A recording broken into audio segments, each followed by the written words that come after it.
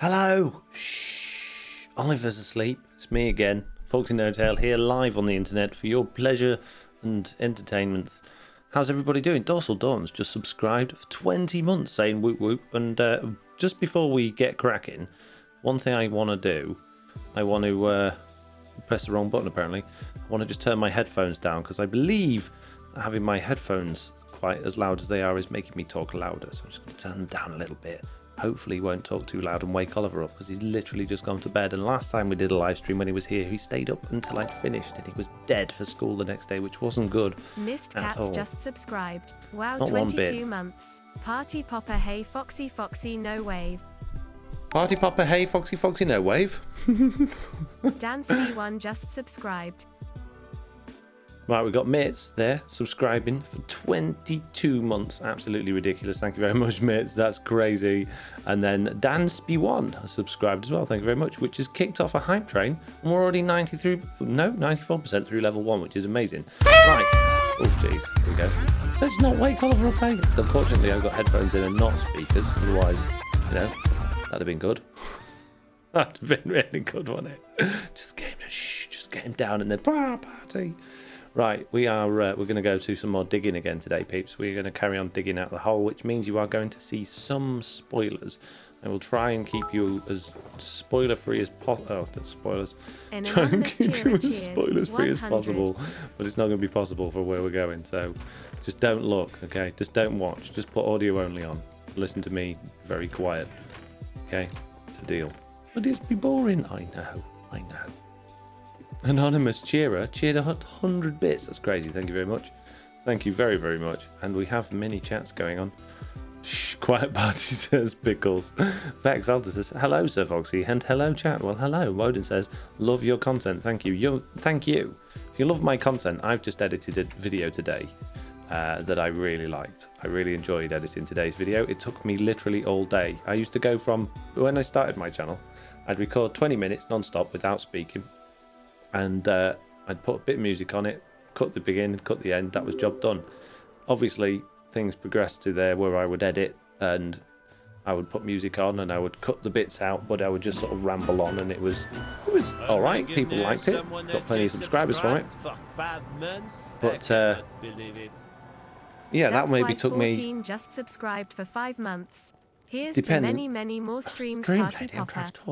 Depending on the episode and depending on the content, it would take me anywhere, and especially if it wasn't a collab, it would take me anywhere from half an hour to a couple of hours to edit. And now it's taking me, well, I started editing today's video at 9 o'clock this morning after I dropped Oliver off at school, and I finished it at 3 o'clock this afternoon.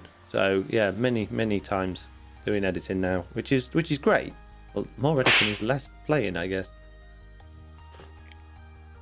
Dub's wife there, resubscribing with Prime for 5 months, saying here's to many more streams. Yes, let's hope so. So, this area here is the area that we were digging in last time. You can see I've already started building some things in there. I'm not going to go into detail because you've got videos coming up. What we are going to do, though, is start digging and get many resources from all of the diggings that we're going to be doing. This is good news. We're probably going to need a whole bunch more torches as well. I don't think we're going to need an axe. We will need a shovel. Let's do this. What's this? Mitt says, let's check Isu. Isu says, so you appear to have fixed Streamlabs? Yes, I turned it off and on again, believe it or not. Genuinely, that was the way we fixed it. Michael Switch says, let's listen to the quiet rantings of a UK Minecraft player. Ladies and gents, FoxyNoTail, hushed cheers. Shh.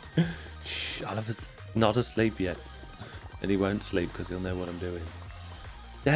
Dever says, question. Is the TBS3 seed a custom biome filled world, or do you have some bugged seed?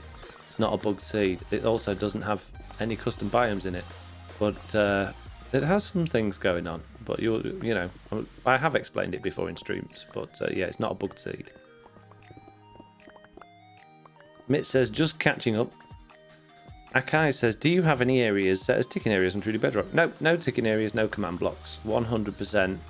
Pure vanilla, apart from all the add-ons that we've got on here. Which is many. It's a magical seed, says Vexelta. Yes, indeed. And David already wants me to hydrate. I shall hydrate.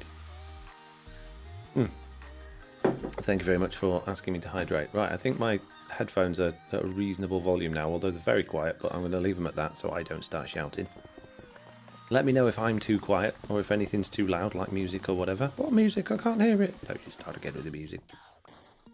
Trout says, hello everybody. Divide by 0 seed, says Michael Switch. What? What?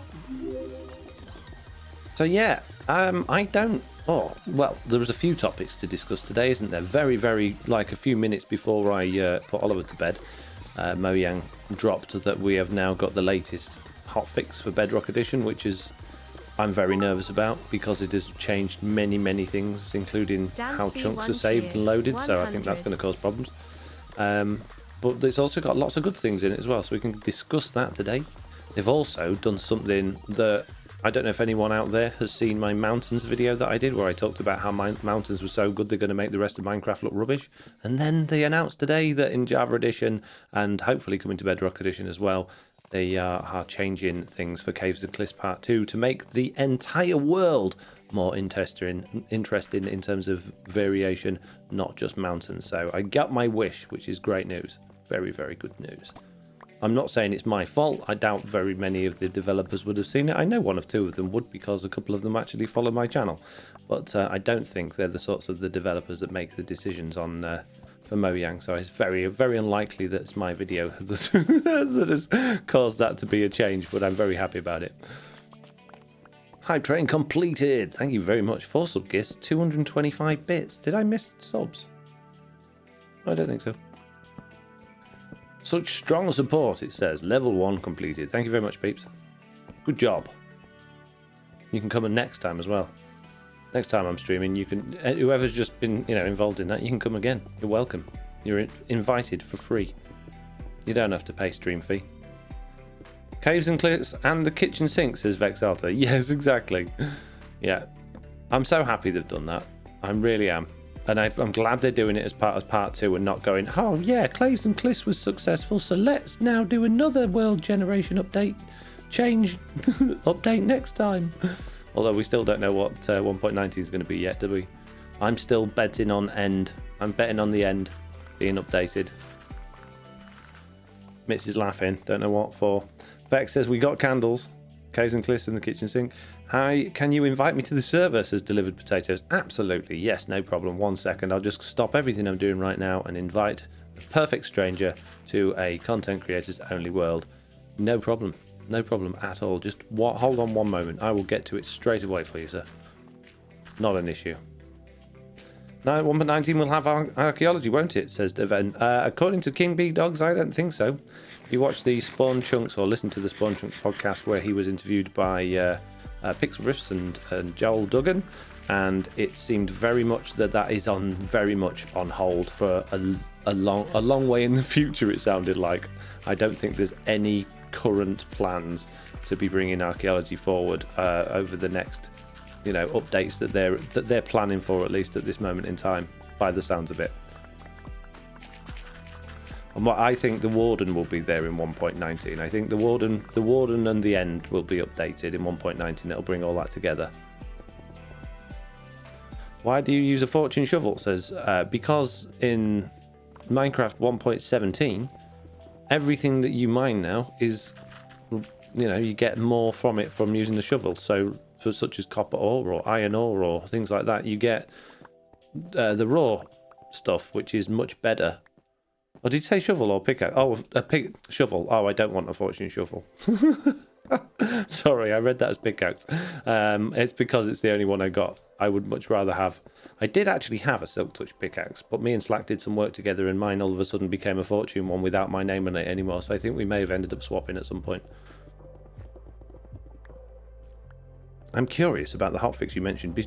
To be sure, you don't mean the previous one for the Diamond generation, says Lights. No, today 1.17.10 was released for Bedrock Edition, which brings an absolutely ridiculous amount of changes to the technical side of the game, as well as the introduction of candles, loads of changes to axolotls and the new stuff in the game, such as axolotls now will not spawn unless they have complete darkness, which is absolutely wonderful, because we now won't have caves and caves and caves filled with axolotls everywhere we go. So this is good news.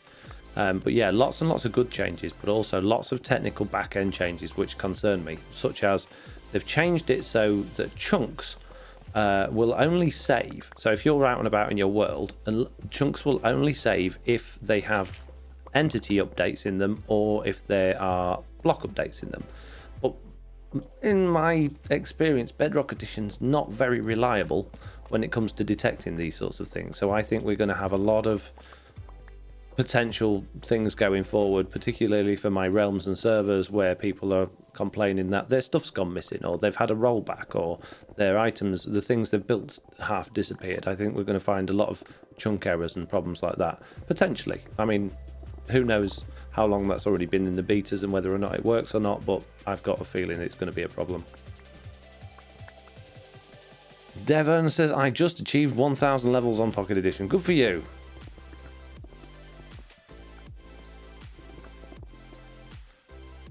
I hope Minecraft add golden potatoes. It will be so cool. Why would it be cool? Why do we need golden potatoes? It doesn't make any sense. Golden carrots don't make sense, really. I mean, I'm not saying I don't want them in the game because they're very useful. And golden apples don't make sense. But why golden potatoes? What did a golden potato ever do for anybody? What's that going to do for you? Like anti-poison.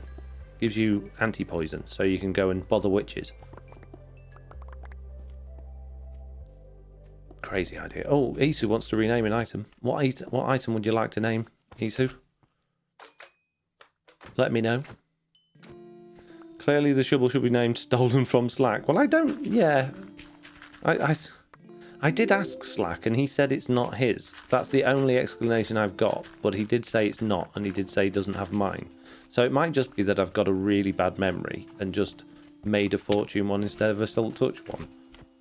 But I don't think so, because I've used Silk Touch shovels already this season. It's the only one I got in my ender chest. So, well, let's go rename it to that. But it's a blatant lie, Isu, and you're just trying to cause trouble where it doesn't need to be, and I'm very frustrated now. You're just trying to cause problems between me and Slack, aren't you? Trying to split us apart. It's just not. It's not on. You know. Not happy about it. Where's my cobblestone? There we go.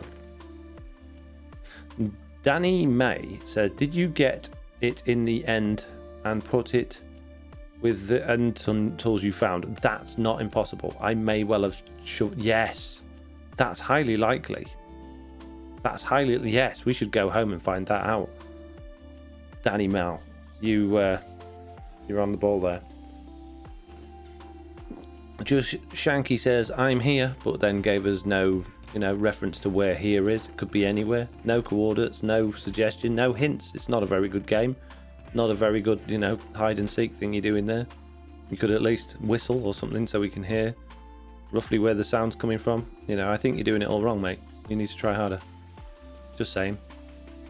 Cause trouble me. Innocent says easy. Well, we need to go home to use the anvil anyway. So I'll just chuck these things away and then we'll go and do that and then go and find my actual shovel. Which is very, very likely to be in those end boxes if I haven't already given it away to other things. Right. Oh, while we're going home, we might as well take... we don't want the diamonds. Anything we can smelt, I guess. We'll take that. Okay, let's go. Yeah, it almost makes sense to look in it. Tell him what it does, doesn't it? Foxy, if you get to your base, can you show me your villager converter? Well, I'd love to, but I don't have one. I don't have a villager converter. Oh, I need rockets. Do 10 squats. Stranather, sorry, you please remind me a little bit later on. I've only just put Oliver to bed, and I think if I start jiffling about, he's going to wake up. So, yeah, can you remind me about that in half an hour or so after he's had a chance to settle, and then I will definitely do those. And that's not me putting it off. Genuinely will. Sorry, might as well smelt some glass while we're here. This is my amazing furnace array, peeps. It's good, isn't it? I got all the mod cons.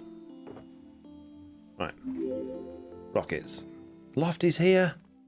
I thought it was a video notification, said Lofty. Oh, Lofty. Oh, Lofty. Tuesday evenings is live stream time. You've been around here a few times. Remco Skippy says, I can't find the clip where you showed us how it worked. It's because I don't have one. I don't have one, mate. That's why. Never used a zombie villager thing in my life. Wouldn't even have a clue where to start. You're mixing me up with someone else. I think I've cured zombie villages before. I don't think I've ever intentionally like converted one into a zombie. Ooh. Don't mind my new house. It will be in video tomorrow. No, not tomorrow. Friday. Friday, because yet again this week I don't have a Wednesday video. Right, okay. Anvil first to put false name on netherite shovel. What was it? You wanted it slack shovel, was it? There we go. Now if I lose this, he's actually going to think it's his. And I'm going to lose my shovel. Right, now I've got to find all the stuff I got from the end. The thing is, I've chucked loads of it away. That I could have... It could be in the bin. It could well be in the bin. I think it might be. That's probably the one I was using. Let's see. Let's make a new one, shall we? Let's make a new one. Let's make a decent shovel because I don't like this shovel. I'm breaking 3 silk touch. So all we need is mending. That's it, isn't it? Oh, efficiency. We need efficiency. So we could probably do with an efficiency book. Yeah, I don't have any efficiency shovels that we can pair it with. But it's a good base tool to start working from. One had silk touch at least, says Mike. Looks good, the little we saw, says Danimal. Don't look! What have I told you about checking out the spoilers? It's not fair. How am I supposed to give you entertaining content if you're going to spoil it all for yourselves? To be fair, Friday's video, the entertainment value is very much basically me, Slack and Jesse get together to work on something. But, well, there's not much work going on in the video, let's put it that way. It's very entertaining. I found it entertaining, editing it. I thought it was fun. So you'll have to let me know in the comments what you think. Huh. It's not what... efficiency. We want that. Get rid of that one. See if we can get efficiency 4 again. Oh. Just efficiency 4, please. Nope. Just efficiency 4. Oh, jeez. Why all the fortunes?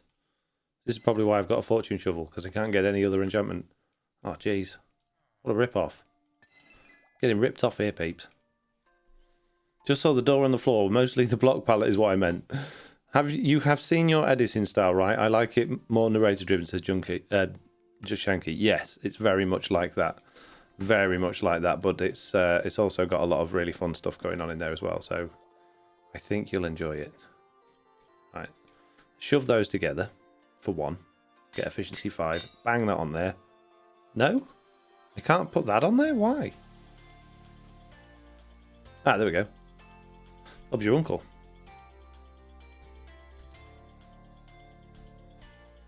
Nice. We got a decent shovel. Now I just need a piece of netherite. Where am I going to get that from? Oh, I've got 1. Where's all my ancient... I had loads of ancient debris stuff. Oh, it's there. Just haven't turned it into ingots yet. Okay. Do that as well then. Many. Really? More? More gold? Oh, jeez. More. Many. There we go. It's better. You can go back again. You can go back again. You can go in there. And we'll go to that little thing there and we'll pop that on there. Very nice. I feel... Oh, mending. We haven't put mending on it. Need to speak to Stickman. Stickman and Idiot A. Your services are required. Right, put that away. Netherite Beacon, says Just Shanky. I couldn't be less interested in doing a project like that. That sounds like hard work. See, there are certain people that get fun out of doing really grindy, hard work stuff in the game to impress people. And then there's people like me that just like enjoying the game and having fun. So, you know, that... Surely, where's the fun in that? Where is the fun in that indeed? Oh, actually, I got... Hang on a minute. Oh, no, it's all right. I turned them all into... thingies. Yeah, no. Literally could not be less interested in making a netherite beacon. Oh man, I see you guys everywhere. says Athena V. What does that mean? Is it? No, it's not a book and quill, is it? It's just a book I need, isn't it? Is it just a book I need? We got any leather? Don't think I've got any leather. Could be tricky. Oh, server mates, Foxy says Athena V. Yeah, oh yeah, server mates. They're all into that crazy stuff. Not me. I just like to have fun, you know. Thing is, I've played Minecraft for so many years now. The grind, I think I've probably overground myself. I just want to enjoy it, you know. Just want to like get the fun side out of it still. And the fact that I can still find fun in it after all these years, I think is a good thing. Right. Next book, please. Hooray! Bestest shovel in the world. Rubbish Fortune 1. You can go in the bin. Or the box. I bet there's another one. Oh, jeez. I found my shovel, babes.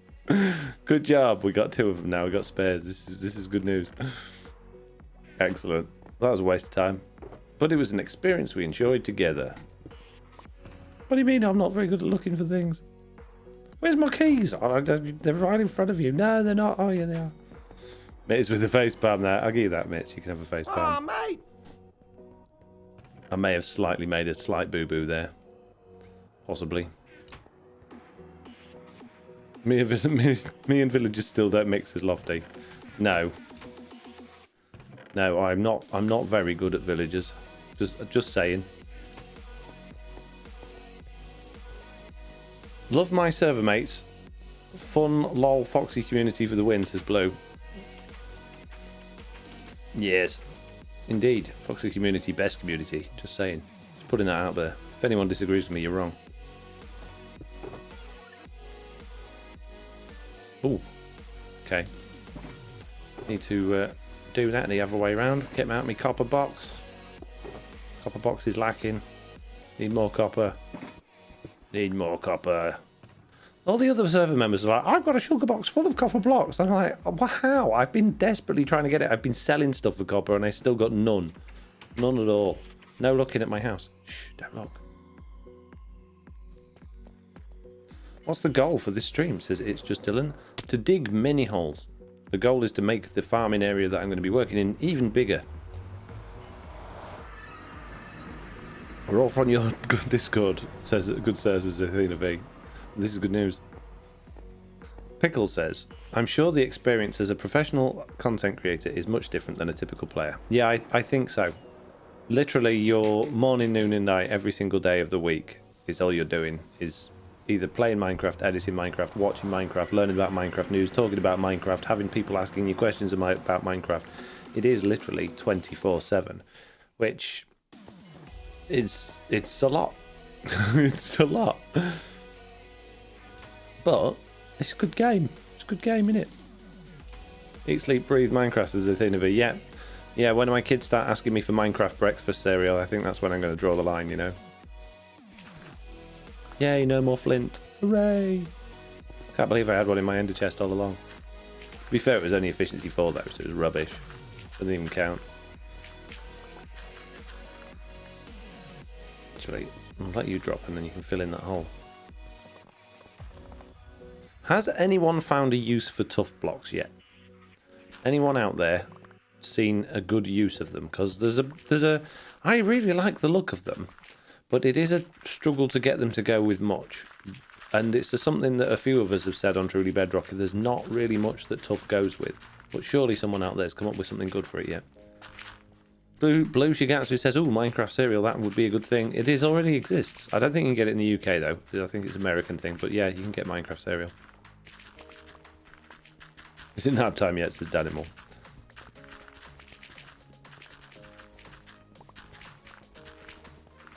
Tough blocks could be used as white offset in alpine type housing. Yeah, so that was one thing I came up with on my I did a stream just before the update came out, looking at all of the different blocks that were available at the time, and I found that tough blocks went well with calcite, diorite, snow and ice in making like alpine slopes and things like that, but it's not very often, particularly at the minute because we don't have mountains, that you're going to find yourself doing an alpine style build.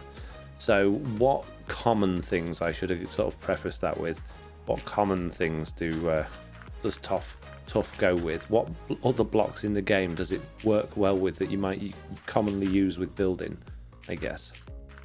Here's a challenge for you. Jessie B's here saying hello, loves.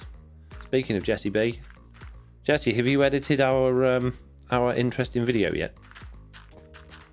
The one we did with Slack. Have you edited it yet? I spent all day editing it today. I very much like it. It's going to be going out on Friday.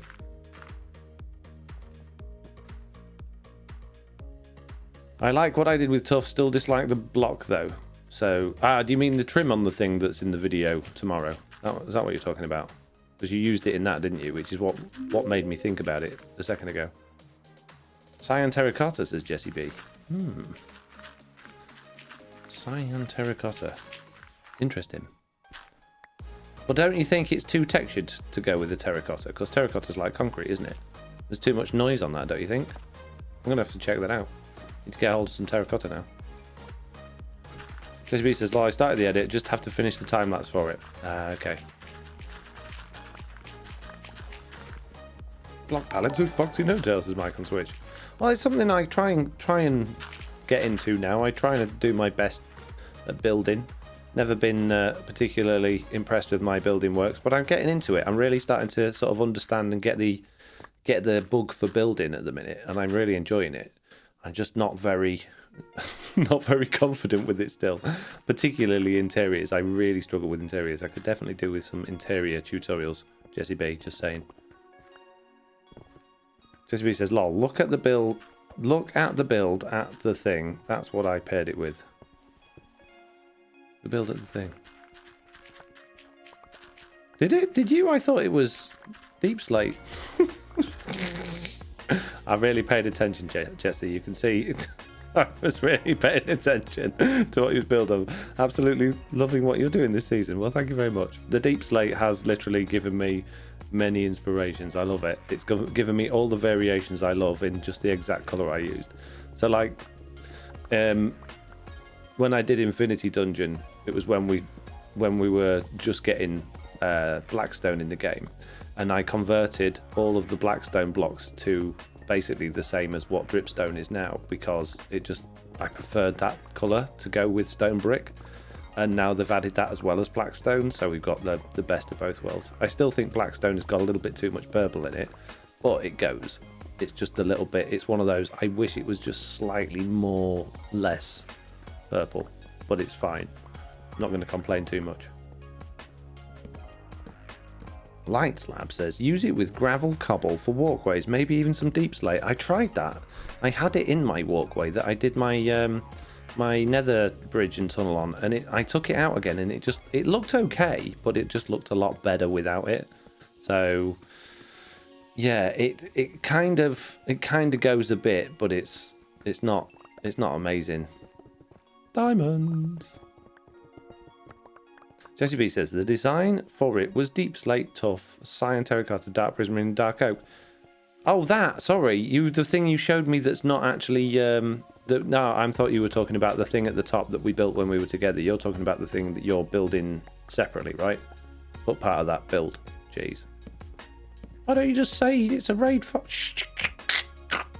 Can't say it. Give the game away, mate. Jeez. Fair enough, it's a tough block to use, this light slab. It is. I like the pun you did there. Maybe that's why they called it tough, because it doesn't go with anything. Question. Not being able to place candles on the upside down stairs and slabs is a bug, right? Says Bob the person. No idea. I've never touched a candle in my life in Minecraft. They've literally only just been added about an hour ago, so not a clue. I haven't had a chance to play with one yet. But I would have... Do you say they're being able to place on the upside down stairs and slabs? Oh, I see what you mean. Sorry, I thought you meant upside down for a second then. Yeah, it sounds like a bug. But then Bedrock Edition is weird from what you can and can't place things on, isn't it? So, you know, I'm assuming we can't place them on trapdoors and anything useful like that.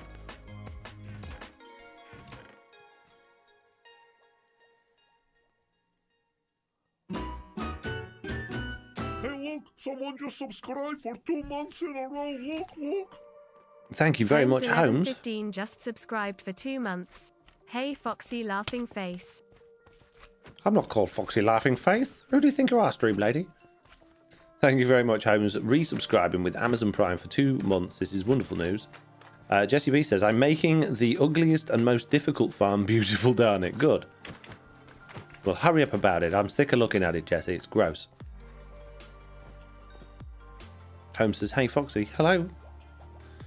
Hello, this is FoxyNoTail. Please leave a message after the tone. There wasn't a tone. Yep. What? Do I leave a message? No. Oh.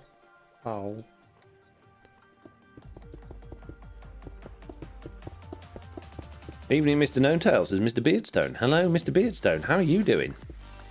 What's going on? Nice to see you. Nice to see you popping in. JCB, obviously here as well. JCBXX just subscribed. Mini peoples. It was me.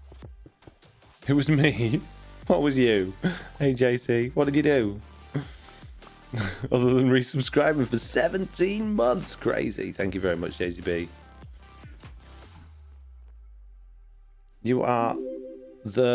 You truly are the bottom slab king, says Chris Verbal. I've hardly used bottom slabs at all this season. I have down here because there's loads of slime chunks about and it's driving me nuts. But yeah, most of the areas I've done, like up here, believe it or not, all of these are top slabs and these are bottom slabs. So, you know, put that in your pipe and smoke it. The same. Don't know, but it was probably my fault, said JCB. Yeah, well, it probably, you know, makes sense that it was your fault. There wasn't going to be anyone else, was it? To be honest. What you been up to, JCB? What's going on? And you, Mr. Beardstone, come on, spit it out. What you been up to? What's happening? What's going on with you guys?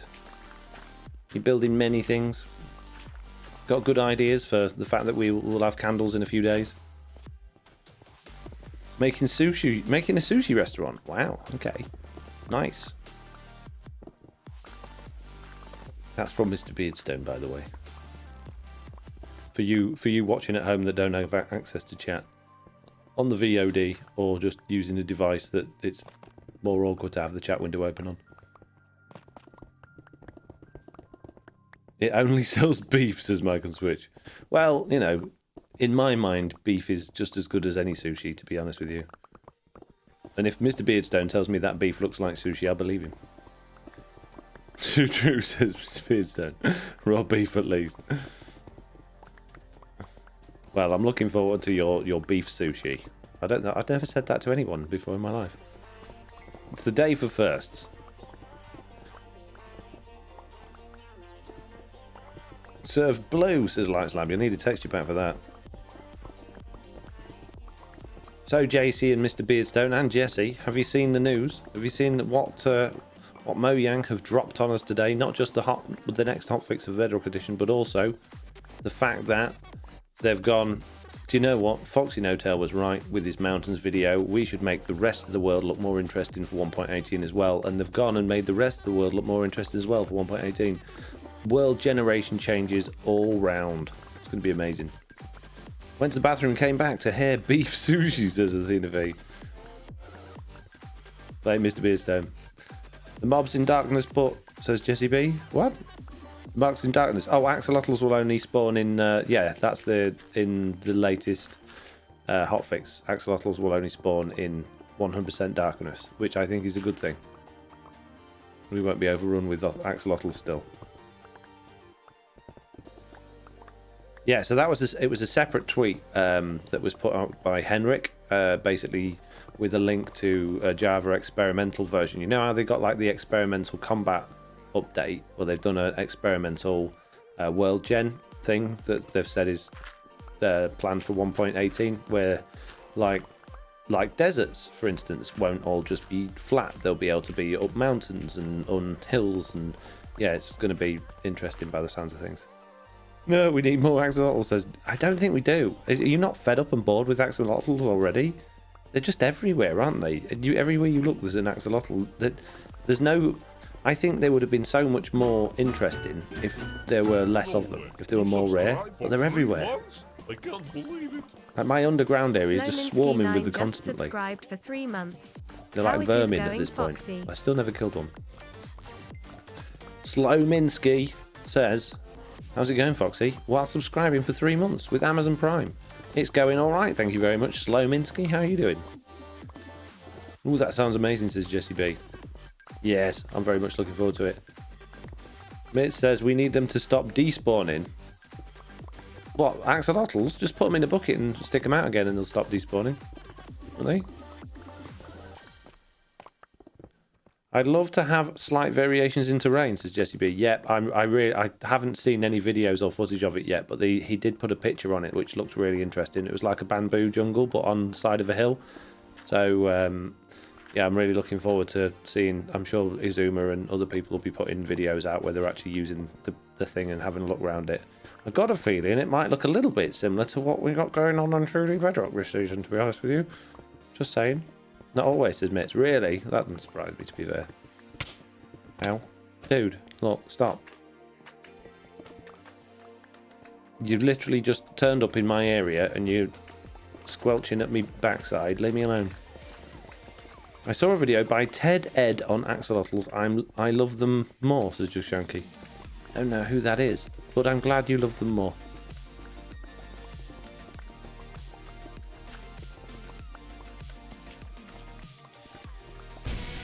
That sounded gross. We counted 1, 2, 3, 4, 5. Give slow me Minsky. subs. Thank you. Well, Slowminsky 9 just gifted 5 Streamlane. subs. Jeez. Slow Minsky has just gifted out 5 subs, as you've just found out twice now. And if your name is Pontin Plays, Emerald Wolf, Punchman 111, Blabs 13223, or Cat 1979, then big give a thank you huge to Slow Minsky for subbing you a gift. Welcome. Probably less nether blocks though, says Danimal. Yes, the nether on Bedrock is ridiculous, isn't it? I know I like the fact that there's all these biomes, but the fact that you can't fly through it anymore, there's walls everywhere, and you go, oh, well, you've got striders now. Yeah, but striders are rubbish on land, and there's just so many huge land masses. I miss being able to fly across the nether. I find it really frustrating not being able to traverse the nether very well now, to be honest with you. So yeah, less blocks in the nether would absolutely be 100% appreciated by me. Stranathus says that would be a chunk border glitch, I guess, if the axolotls are still despawning. Possibly, but it also doesn't surprise me that Bedrock Edition has not quite remembered that the animal is supposed to be persistent. Did you just make the new biomes on Truly Bedrock, says Commander. Did you make the new biomes? We don't have any new biomes on Truly Bedrock. All normal biomes. They just look a bit funny. Do you think I'll ever allow building on top of the nether in Bedrock Edition, says Chris Varble. Well, I would have said no, but apparently I think Mojang have confirmed that it is a feature for Java Edition now, and with them saying that they want as much parity as possible, then maybe. And considering they're mucking about with world height changes for this next update, it really would make sense that they just do it for that, because it literally is just one line of code they need to change. So it really wouldn't be a big issue for them to do. The only thing is, they would have to then change all of the spawn rules for the mobs as well, because mobs on Bedrock Edition won't spawn above Y128 in the nether. But that's an easy thing to do. I mean, that'd take me 10 minutes to do, so I'm sure a developer could do it in even less time. So I can't see that being a big issue. Isu said, JC moved her axolotl area inside a chunk and she still lost mobs, so I'm betting something else happened to cause the axolotl to despawn. Yeah, I bet. The best way to look after your axolotls is to keep them in a book. No, not in a book. In a bucket. You want the axolotls to survive, don't let them out. Don't let them out. Put them in a bucket. It's the only way to guarantee their safety. Otherwise, you're just asking for trouble. You think the game can look after mobs? You're trusting Bedrock Edition as a babysitter? It's not a good idea. Not a good idea at all.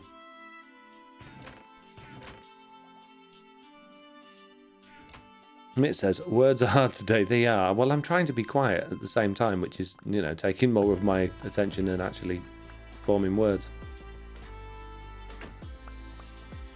Got to gift subs since I get mine for free with Prime, says Slivinsky. Well, you don't have to, but I very much appreciate that you do. Speaking of Amazon Prime for free, I'll do the old pitch, shall I? If you have an Amazon Prime subscription, you can get Twitch Prime for free. It is automatically part of your Amazon Prime subscription, which means that you can subscribe to your favorite streamer for nothing.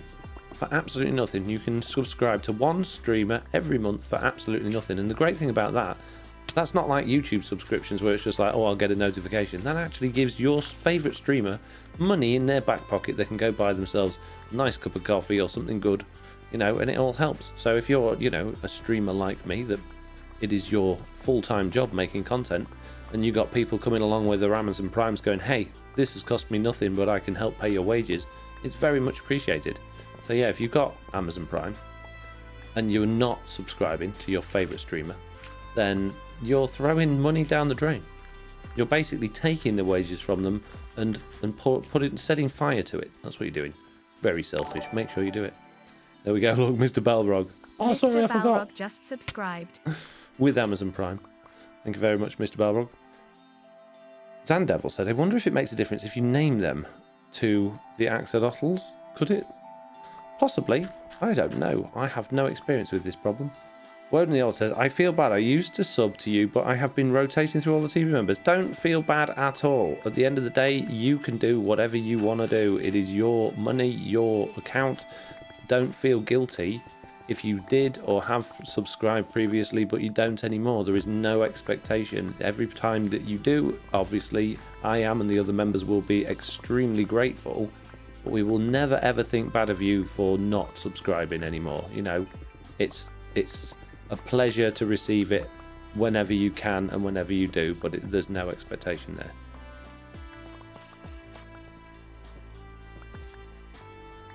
Just Shanky says, no, they still despawn. This is bad news.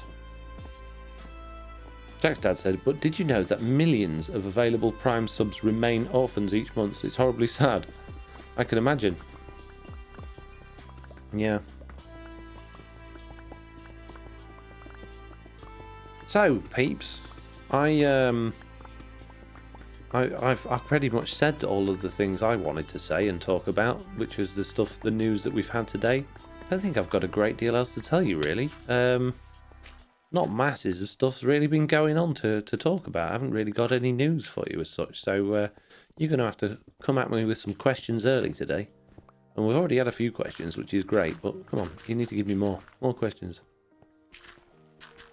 Chris Varble says, do small slimes normally not hurt players, or is this part of your add-ons? Never noticed until I used a bunch of your add-ons in the Realm Reboot. No, small slimes do not hurt you. Small magma cubes do hurt you because they're made of fire, but slimes don't. They never have. Michael Switch says, did Monday fix the duck paw? It absolutely did. Yeah, Nellie's paw is, well, I'd not say it's back to normal. It still looks a little bit funny, and the dew claw's not fully grown back yet, but we're 100% doing what we were doing before.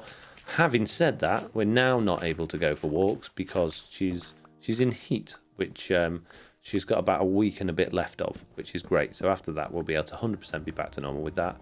And then it's just the diet thing to deal with. So we're starting to introduce her to different foods. We have to do each one 3 weeks at a time to see how it settles.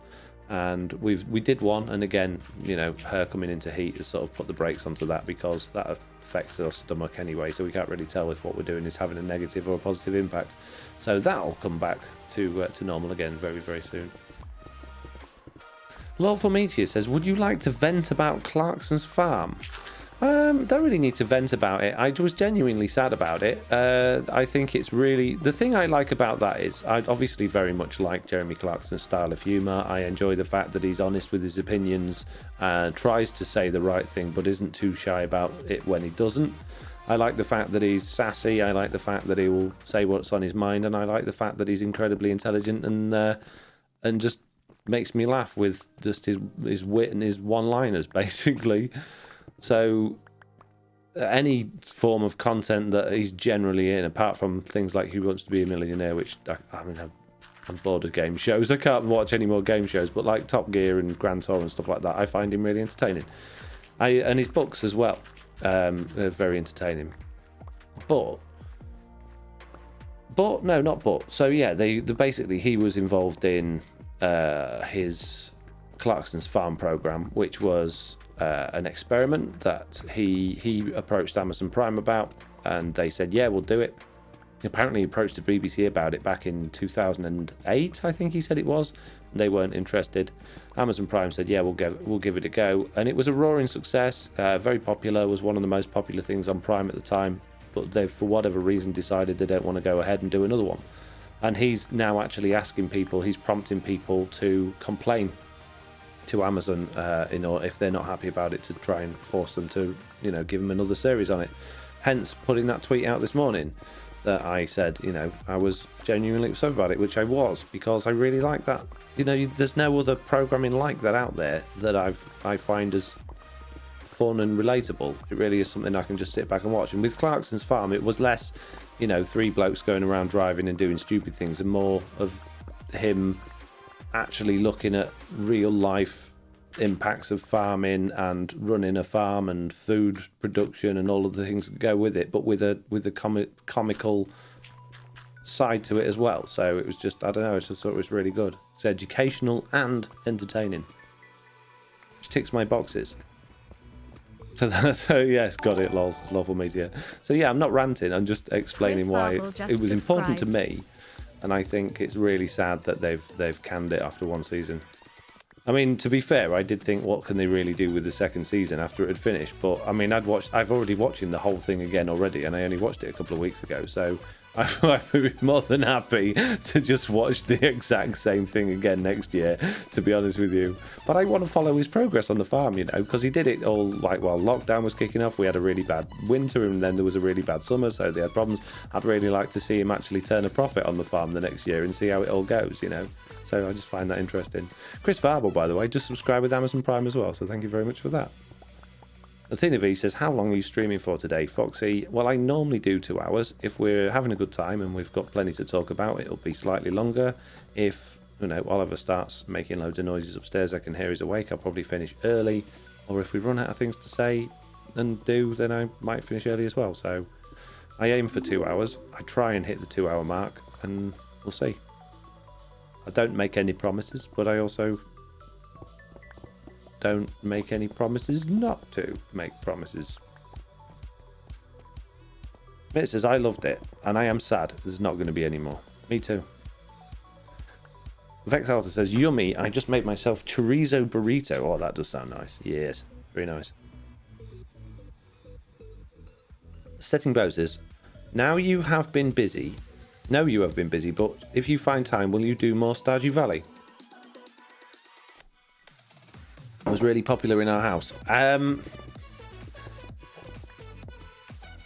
Yes, I fully intend to continue that, although I think I've probably left that a little bit late now. I can't really remember what I was up to, but I really enjoy that game, and I wanted to complete at least 1 year in it. I didn't even finish the summer. And there's a few of my other series that, like my add-ons, how-to series, I fully intend to carry on with. At this point, my channel is growing quickly again. My numbers are going up, my revenue's going up, my watch time's going up, my views are going up, my subscribers are going up, because I'm 100% focused on the content that I'm putting out there. I'm being consistent with when I'm putting it out there, and we're getting the boost of a new season, getting the boost of a new update, and we're also getting the boost of it's summer again. So I have no intention of stressing myself out to squeeze in extra content while I'm just about managing to keep up with what I'm doing at the moment. But later in the year, when it all starts to die down again, and I've got some free time, and the the series starts to get a little bit more stale, or we start looking at exploring other things for whatever reason, then yeah, I'll 100% go back to doing those things.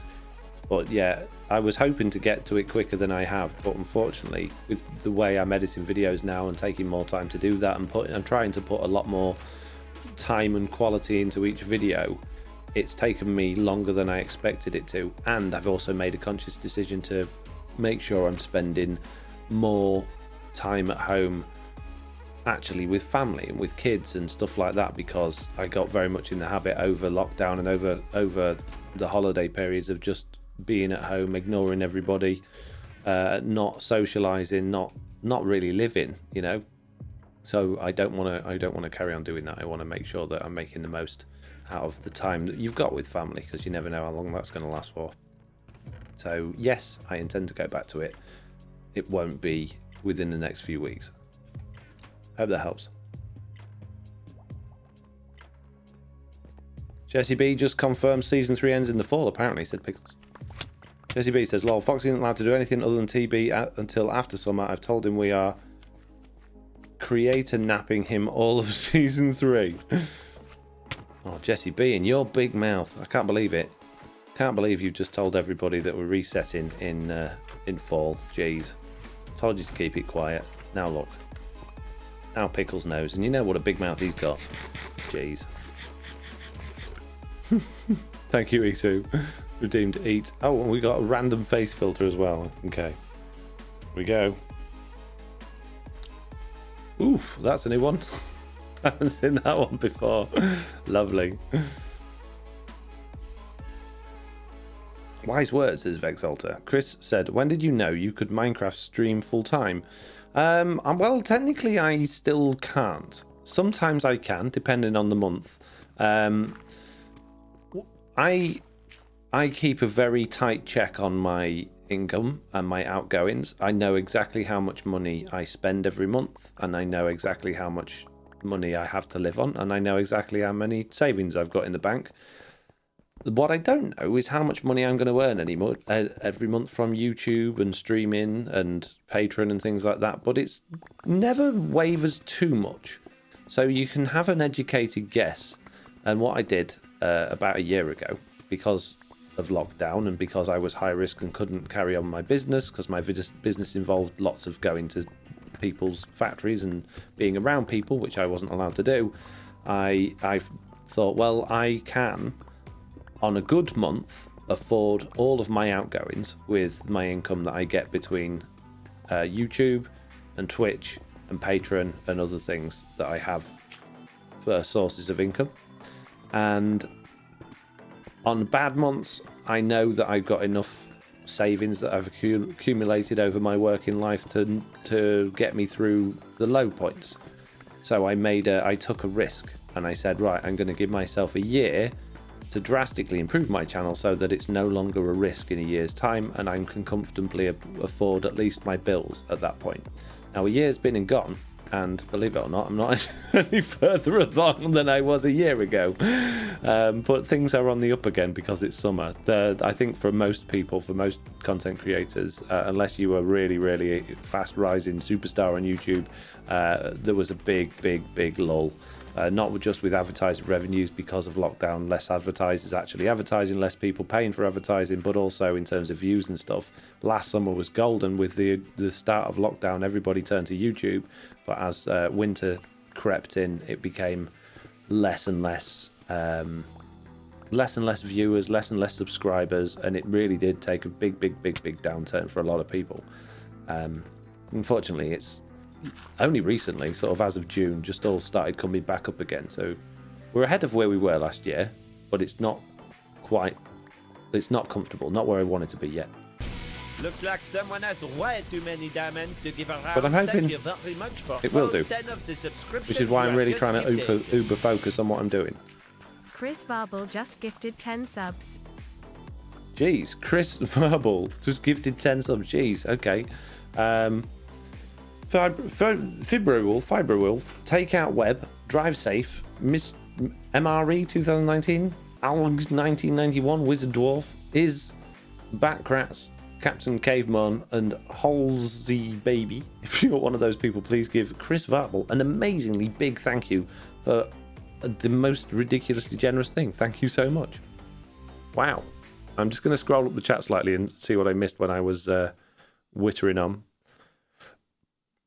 Setting Bow said, we like all TV stuff too, so glad it's doing well. Wodenale said, does the season really impact viewers? I never really thought about it. Yeah, new season is a big impact on viewers and watch time. And because you're getting more views, you're getting more, your videos getting shown to more people. You get newer viewers as well. So it's to start a new season's a really positive thing for your channel. If you do it all the time, obviously it's not going to work. But if you have an episode 1 of an SMP, guaranteed that's going to get twice as many views as a normal video. Chris Viable said, when did you know? Oh, I've read that one. I've already answered it as well. Is that the villager filter? Said Mike on Switch. It's gone now. And then we're back to the... Oh, we've got more. Interesting that viewer numbers are seasonal in the sense... Is it always like that, or has it just been a unique thing because of lockdown? It's always quiet. I mean, January's always been like... Most content creators will tell you that January is a bad time of year, and the reason for that is not necessarily less viewers, depending on your channel and what you're putting out, but it's... Oh, hang on a minute, we've got a raid. Maribel Jade raid. Welcome, raiders. Welcome, raiders. We're discussing basically YouTube and revenue and channels and all that sort of stuff, so if you're into that, welcome. If you want to chat, don't forget to hit that follow button. Subscribed. Seabones 2 subscribed as well. This is good news. It's all going very well today. Yeah, so what was I saying? What was I up to? Oh, viewer numbers are seasonal. So yeah, January is particularly bad generally because what happens is, obviously for YouTube, if your income is solely based on YouTube, then you're getting paid by companies that are advertising on YouTube. And companies advertise on YouTube more at times of the year when they want to sell more stuff, and the more companies that are advertising, the more expensive the adverts become, so the more you get paid per each advert. So as you can imagine, the run up to Christmas, you've got all of like Thanksgiving, you've got Black Friday, you've got everything like that all being fought for in the advertising world, so they're all like fighting against each other for adverts during that point, which means that your ad revenue substantially goes up for Christmas. But then in January, they've finished advertising. They know not many people are going to be spending a great deal of money during those months, so they drop their advertising right off, and then you get YouTube basically not paying hardly anything for your adverts during January. So if you're lucky, you won't have a drop in viewers, but you will see quite a substantial drop in revenue. Whereas, I don't know why, but for like SMPs and things like that, you will notice around the holidays, you'll get obviously more people, probably kids or just family having more time together because they're off work to look after the kids, watching videos more. Whereas during the term time, while kids are at school, you'll get less. Summer, again, you always get a lot of views in summer for whatever reason, and like around Christmas you do, but the rest of the year it can take a bit of a hit.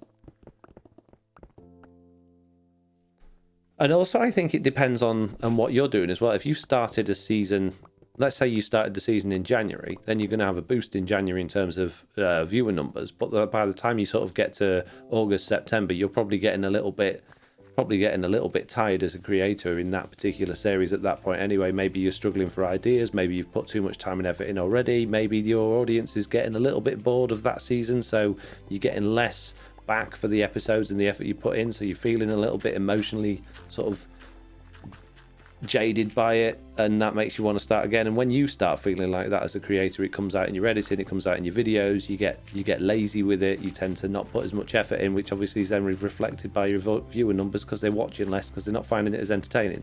So the beginning of a season, again, from that perspective, makes a big difference because you're putting in all of your effort again, because you're geared up, you're ready to go, you're energized, you're excited. So yeah, lots and lots of reasons. Anyway, missing lots of chat because I'm rambling on again. Chris Varble says, you've helped me a ton, so thank you. Hopefully your path to full-time comes very soon. Yeah, let's hope that within this next year I can actually afford to not be living off my savings. So yeah, we'll see. Hopefully.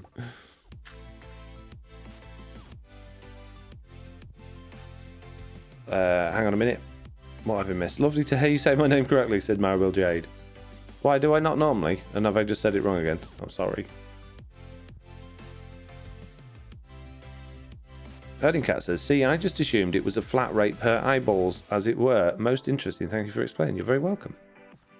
You're very welcome. No, it depends on...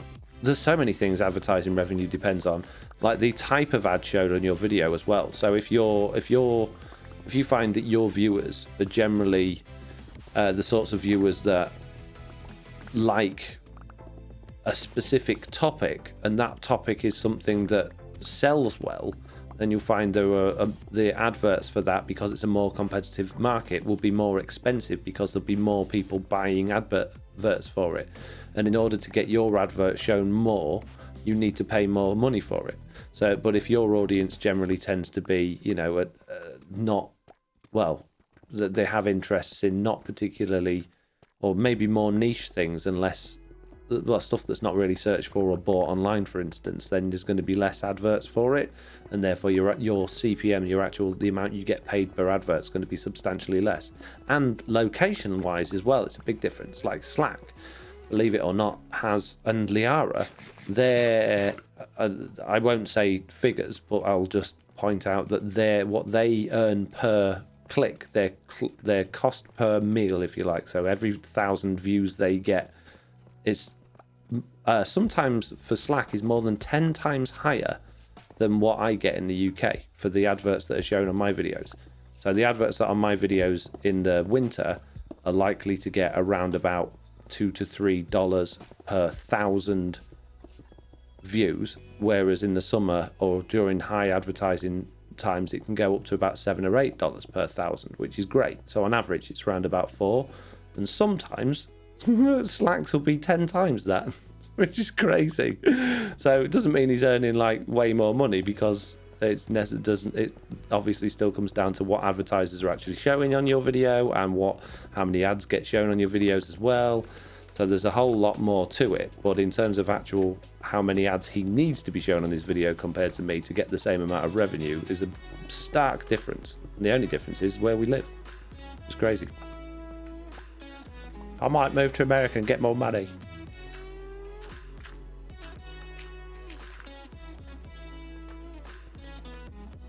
Zandevil says, glow lichen holds back water. It also holds up sand. Have you tried it for water streams in farms? I've only got like 6 pieces of it. I always break it with something that's not silk touch, so I don't tend to collect it. Can you grow it? Can you bone meal it? Or does it spread? Maribel J says, in last Slack's latest vid, you called me something different. Did I? Not me. No, I never get anything wrong, Jade. I think you're mistaken. You're mistaken. I would never, absolutely 100% never get your name wrong. It's impossible. I'm too good at remembering people's names correctly and saying things without making mistakes.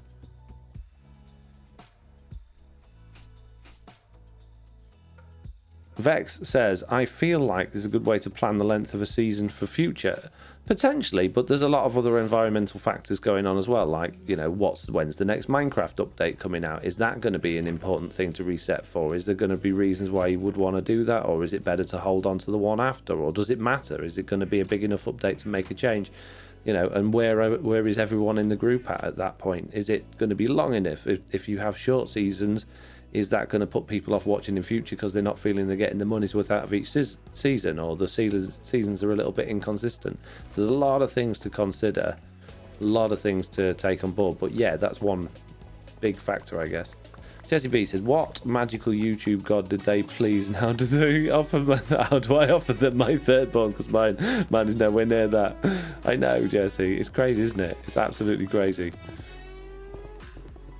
You bone meal it, says Zandable. Oh, okay. Well, I got many bone meal now, so I could definitely do that. I just never see the point in it, because it's not an attractive looking block, is it? It looks good on the floor. It looks good on the floor in certain situations. Like if you put it on cobblestone when you're working with like mossy cobble and moss blocks and all that sort of stuff, it looks pretty good. And around gravel and things. But it's I never thought of it as a use for like redstone and stuff. Auntie Dizzy cheered 100. Hi. You can harvest with shears too. Hi, you can harvest with shares too, says Auntie Dizzy, throwing in 100 bits there. Thank you very much. That's good to know as well. I think I did know that. That rings a bell, and I'm sure I covered Glow Lichen on my beta series, so I should know that. I've probably just forgotten, but thank you. Jill Adder says, yes, just ask Zach and Slap about Foxy's name, remembering abilities. Shh. Michael Switch says, does it block spawns? I don't know. I think it puts a light level out of 7, so maybe.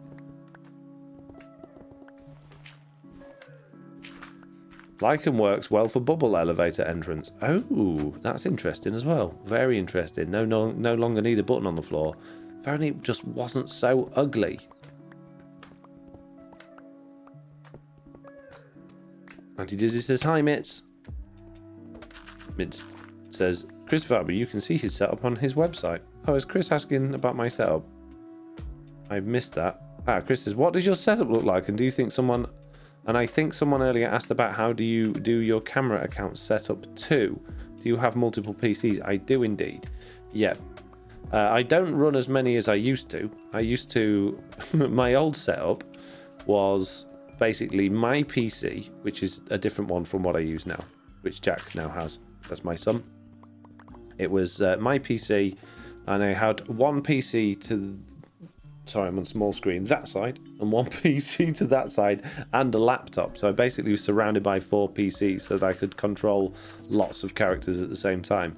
The downside to how I've got my setup now is it's much harder to control as many characters at once, which is why I tend to do less story-driven videos now. Not because I don't like doing them, but because I find it so much more frustrating trying to make them look good because I don't have access to all of those controls at my fingertips like I used to. But I have to have my setup like this now because I'm there every day and it's more comfortable, it's better for my back, and it's like useful for streaming and stuff like that. So I can't just fill my desktop with clutter and just have things everywhere. And I use those PCs for other things now as well. So I just can't fill my desk with PCs anymore.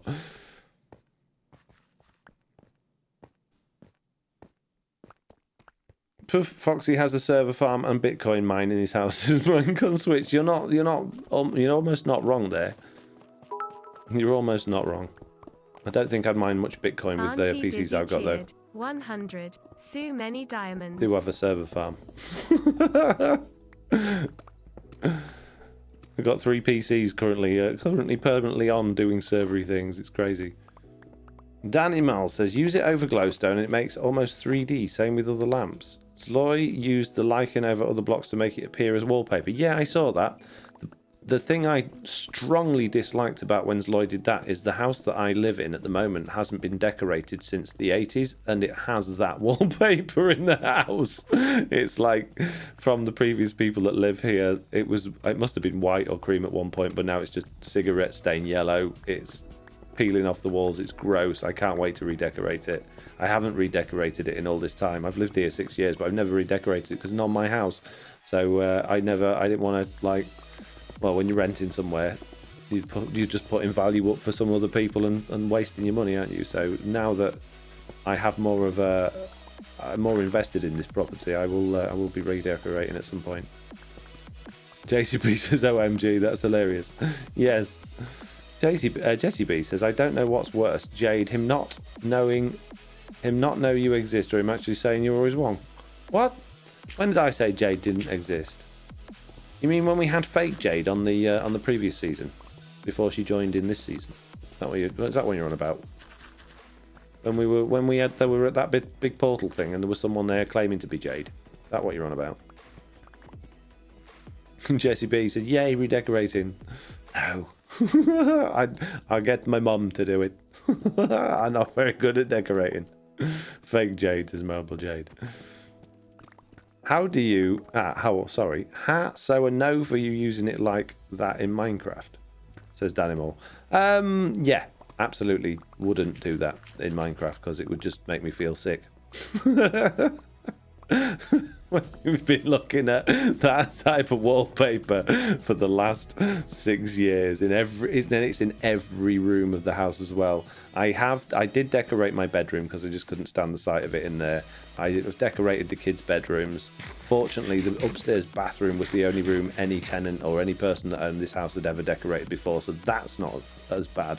But the hallway, the kitchen, the living room, the utility room, the room I'm in now, the landing, the box room, the downstairs toilet, that all has exactly the same horrible 3D cigarette stained yellow wallpaper. It's gross. And every single ceiling is textured as well. You know, like textured, instead of a flat white ceiling, they're all textured. Oh, it's gross.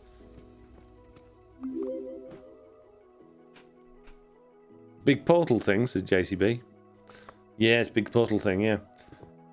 Herding Cat says, how 80s though? I mean, does it have any early 80s avocado bathroom suite? Yes, my downstairs bathroom suite is dark green. It's gross. The walls are it's horrid. It really is foul.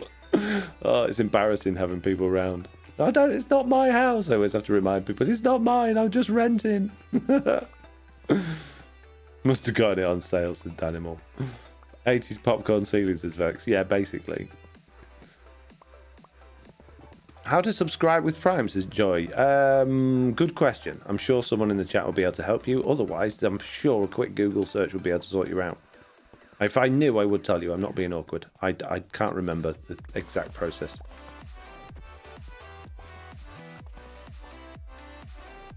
Herding Cat says, called it. That's hilarious. Did you say your bathtub is dark green? No, that the downstairs toilet suite is. The bathroom is the only room in the house previous to me doing any decoration that had been decorated ever in the history of this house. I mean, the kitchen. Don't get me started on the kitchen. There's no extractor fan. There's nowhere for the steam to escape. There's no the underneath of the cupboards is disgusting. It's gross. And the cupboards don't shut properly, so when you're cooking, all the steam goes in your cupboards and your cups get all moist and misty, so then you gotta wash your cups. It's gross. It's not called green, you mean avocado? No, I wouldn't say it's avocado. It's not light, it's dark. The avocado suite, I'm sure, is a lighter green, isn't it? Maybe I'm wrong. We cleared out that stuff when we bought our house. Don't want to ever do that again, says Maribel Jade. No, exactly. Ooh, moist cups, says Herding Cats. Yes, you gotta have a good clean of it when you get to put you're drinking it. It's not so bad all the time. It's just if you've been cooking something steamy, like if you're doing pasta or something like that, it creeps into the cupboard. You can only sub with Prime from a PC, not on a mobile, says Jelana. Yeah, because Twitch is really good at understanding its audience. No, it isn't. Oh, no, it's being sarcastic. The joke. Oh. We had to install an exhaust too. Our kitchen sounds rather alike, says Jade. Yeah. Oh, that needs doing. The kitchen needs doing. Oh, so many things need doing.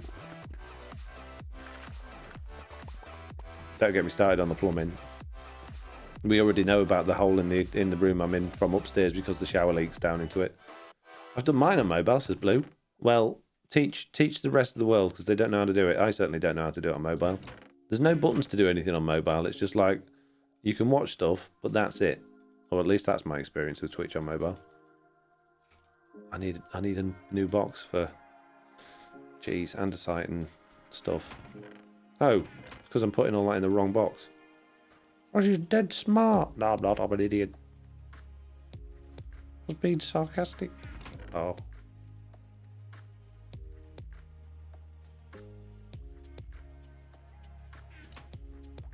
Twitch on mobile is very unfriendly, says Athena V. Yeah.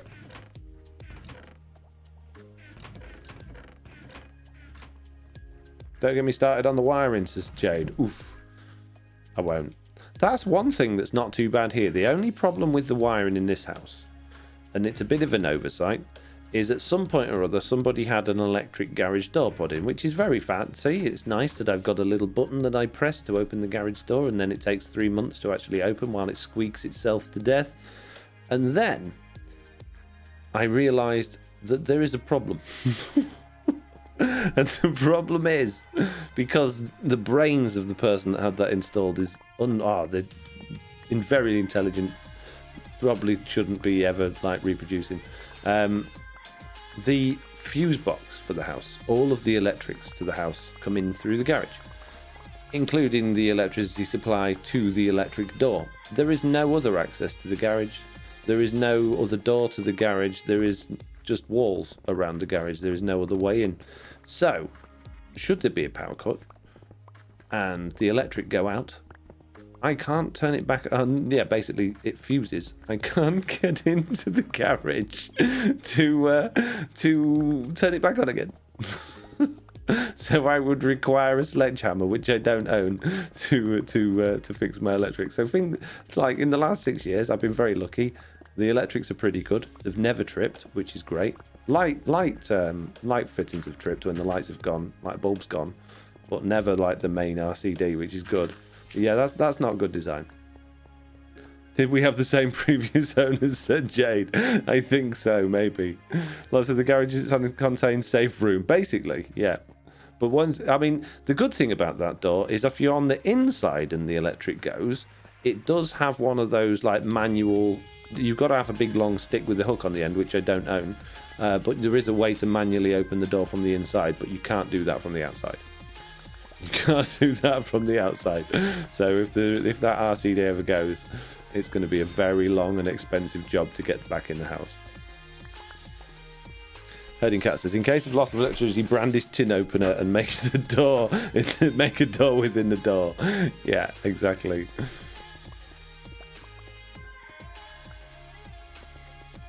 Foxy miming out of a garage law. Correction, Apple phone users cannot sub with Prime through mobile. You have to use a PC. There's no option for Prime with the app. Oof. Yeah, so I think at some point what I'm going to do is have a door put in from the hallway to the garage, because the garage is joined into the house. It is part of the house, but there's just no way in. So I think having a door from the hallway into the garage is a sensible thing to do. I think that would make a lot of sense. What are you working on, Foxy, says Athena V? I'm just slowly mining out this area. That's all I'm doing. Just chatting, really, and mining. Gathering materials, deep slate, and making this room nice and big for future farms. That's all I'm doing, really. And it's not very exciting. I've got a million withers I need to kill, but I'm going to set up a system to do that rather than do that the old-fashioned way.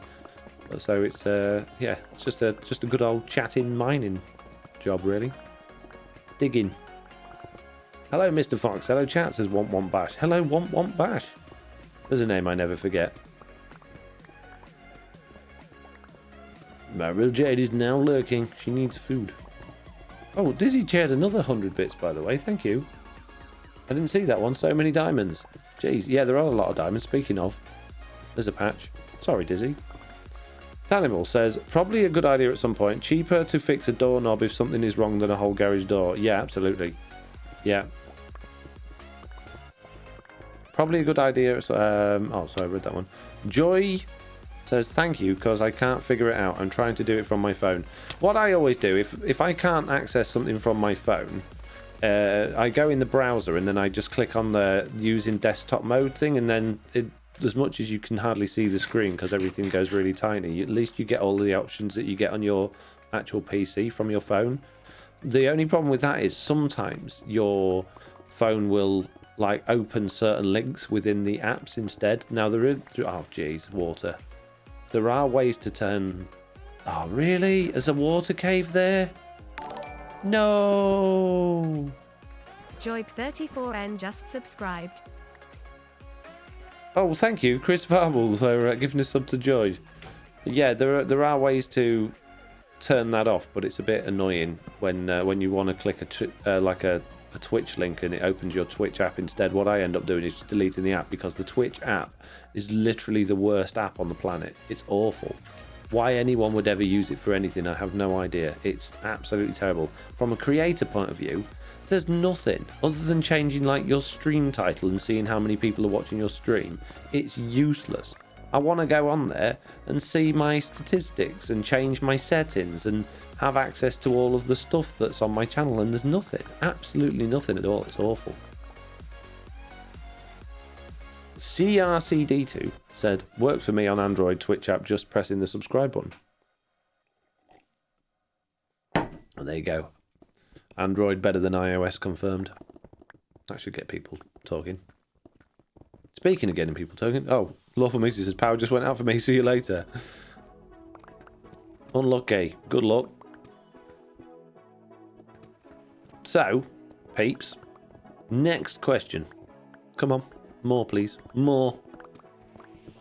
There's 146 of you. If one of you can't think of something to ask, then we've all failed. We've all failed. What's the world come to? Come on, spit it out. Mitt says, hope it comes back soon, Lawful Meteor. Yeah, me too. There's nothing worse than... Do you know when you... Doesn't it always happen? Like, when you're having a power cut, the first thing you do is you go to put the kettle on so you can have a cup of tea. And if it's at night, you go into the room where stuff is and you just go and put the light on, but it obviously doesn't come on. And then you think, okay, well, I'll just sit down and watch telly. And then you're like, oh my God. And... that's really annoying. But then if it's the water, it's exactly the same thing. All of a sudden, you get a message from the water board. They're like, okay, we're going to be turning the water off for a couple of hours today. You're like, yeah, no worries. And you plan for it. So you like get a couple of buckets, fill them up with water, make sure your kettle's topped up. For some reason, as soon as they do that, you decide it's a good idea to take a shower. And I don't know if anyone else has done this, but I've been halfway through a shower when the water has actually run out. It's gone very cold and I've been still very soapy. And then very, very much embarrassed that I've forgotten that the water was going off. So that was fun. Athena V says, what's your favourite animal? I always used to love dolphins. I used to love dolphins when I was growing up. I thought they were like magical creatures, really high, like intelligent, really interesting. But you can't do much with a dolphin really, because they're wild and they live in the ocean. So dog, I'm going to say dog. It says, that's why I make sure I've got gas hobs so I can still make coffee. Yeah, I've got electric here. That's annoying as well, electric hobs. I miss gas. Gas is going a thing of the past though, isn't it? I think, is it now or soon in the future that houses are not going to be able to have gas supplies anymore, new builds? Everything's going to be electric. Such a shame. Cooking with gas is so much better. It might be a case of having to just buy gas bottles and have like one of those internal ones fitted.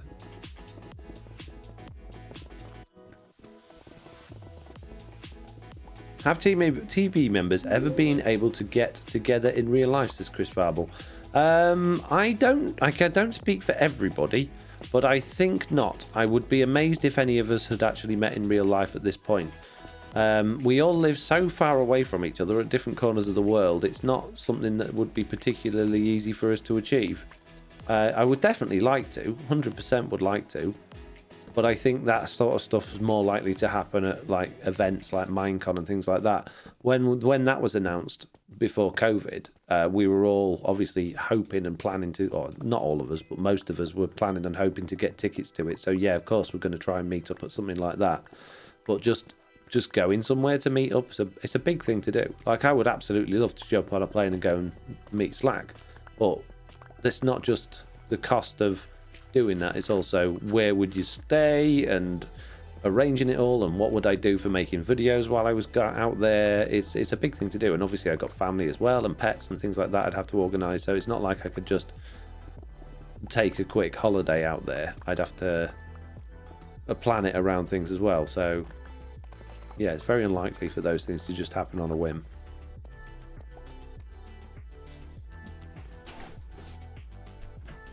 What farms have you done here, says Zandevil? None yet. I am working on one for Monday's video, which is what this space is free for, but I haven't actually added any in here yet.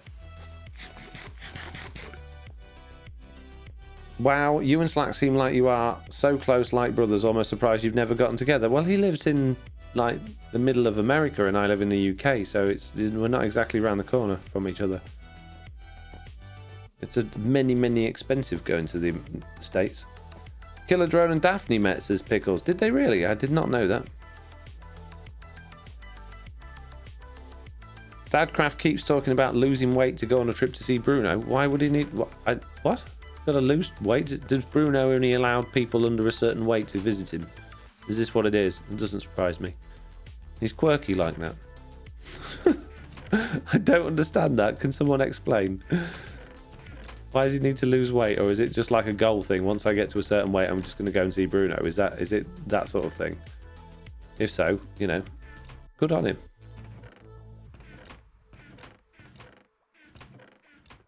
Lol fundraisers to go visit Slacks, says Jesse B. Can you fundraise my time as well? We've just booked a long weekend away in the Peak District for 3 days in October, and I'm already stressing about that being a weekend that I would normally be recording. We only booked it today, so you can't imagine. It'd have to be. You couldn't just go over to the middle of America for like 2 days. The amount of money it would cost to do that, and the amount of time it would take, you'd have to book like a week. So you'd have to fill your time with other things. So it's a big commitment. It's a reward. Once he hits his goal weight, he is taking a vacation, says Jesse B. Oh, okay, that's cool. Mike on Switch says, I think it's a personal goal to get healthy and a big carrot at the end of that stick. I see. You're calling Bruno a carrot? Oh, I need to stop mining into this this water thing here. It's not good. We really need to stop doing it. Right, we're not digging any more on that wall. Don't let me dig any more on that wall because I'm just making a mess. That's all I'm doing. Making a mess. We'll do one last strip. Oh, jeez. Now I'm stuck in the block. It's too dark. I can't see anything. Where does Bruno live? Said Dust's wife. Is it Argentina he lives in? South America, says Mike on Switch. For some reason I got Argentina in my head, but I'm not 100% sure. Because I'm a good friend and I listen. He has told us loads of times as well. I'm just really ignorant and I forget things. Uruguay, says Dub Dynamite. That's it. You're absolutely right. 100%. Well done. Good memory. See, once someone jogged my memory, I remembered.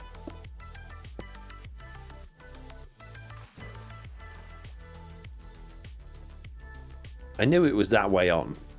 You know, I wasn't a million miles away with my very, very incorrect answer. SB says, I'm not sure which member lives closest to me. Lives closest to me. Either Rogue or Jade, maybe. So you're California, are you not? Is that right? Am I allowed to say that? It's too late if I'm not. Tough.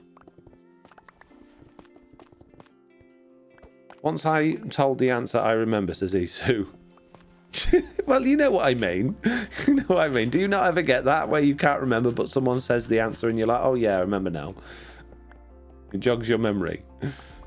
We need a truly Bedrock convention, says Dub Dynamite. And you never know, maybe one day. Not sure which member. Oh, I've just read that.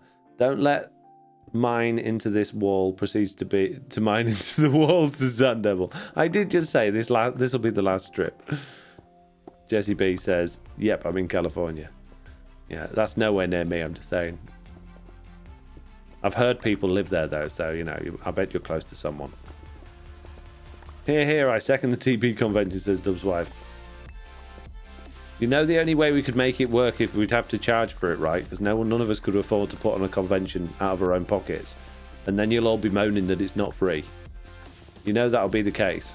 We've been there many, many times before. Hey Foxy, we'd really like it if you could do this. Yeah, okay, but I'd have to charge for it. I don't want it.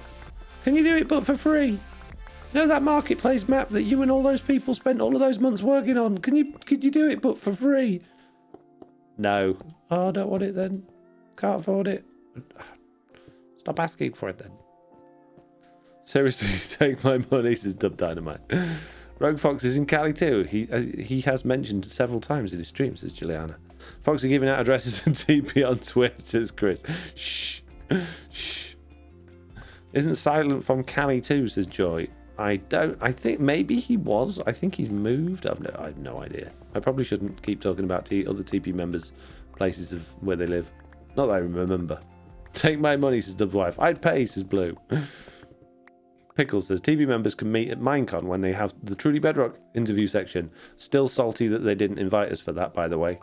I think it's safe to say, maybe I'm wrong, because I don't know if you guys are aware of this, but like YouTube and Discord and all that sort of stuff, do you know we're all in these little bubbles?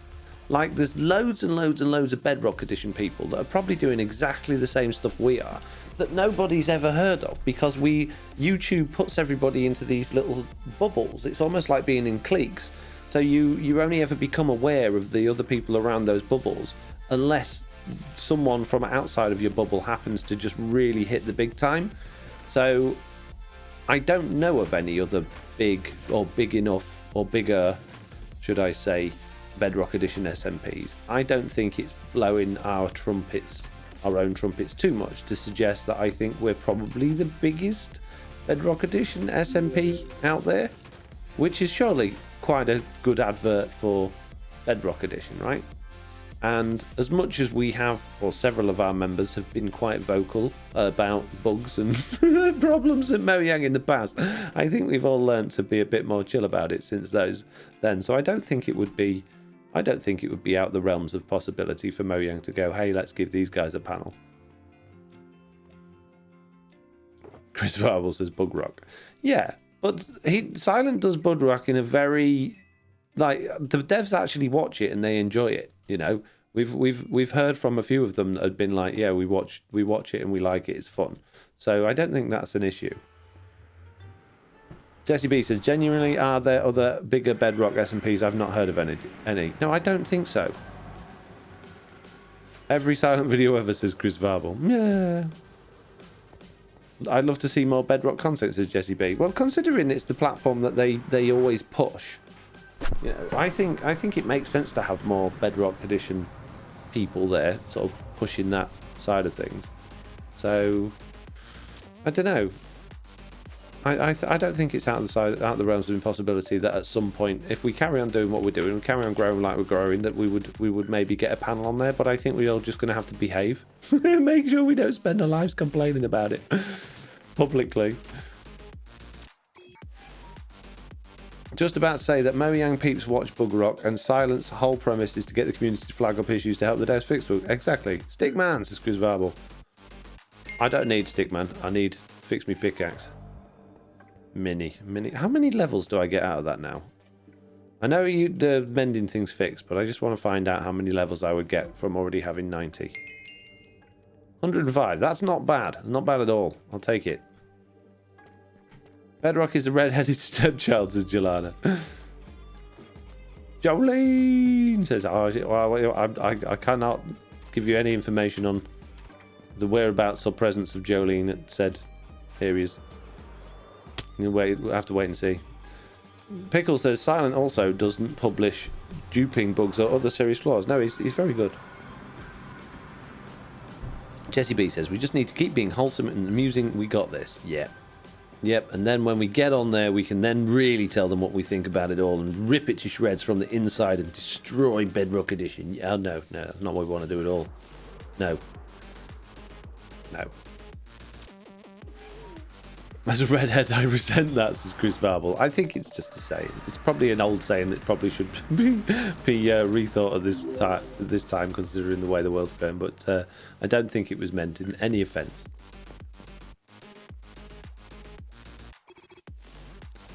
Jade1459, this is not Marable Jade, by the way, says TB is actually the only SMP I found. Now, I know there are other Bedrock Edition SMPs. I know they exist. I'm not going to mention names because they're like my competition, bro. Not that wall. Don't let me do that wall. But they do. Just saying. Silent shows a lot of respect to the devs also, says Danimo. Yep. It does, absolutely. Jesse B says, remember that time we kept getting rollbacks and lost 8 hours of terraforming? Bedrock. Is that what we should say when we're on the, when they say, hey, what do you get when we're on the stand or in the little bit where they're doing the recording, right? And they come to us and like just ask the genuine question, what do you guys think of Bedrock Edition? Right? Is that what we come out with? Is that what we go in with? We're like, hey, you know, it's so broken. Can you fix it, guys? Is that what we do? It's great if it wasn't for all the bugs. You just said don't dig into that wall. I know, but look, it's nearly a chunk boundary, so it makes sense to do it. Joy says, I'm also a redhead. Dynamite says, TB has grown and developed so much over the years. I've been watching since almost the beginning. I'm so jazzed about the progress.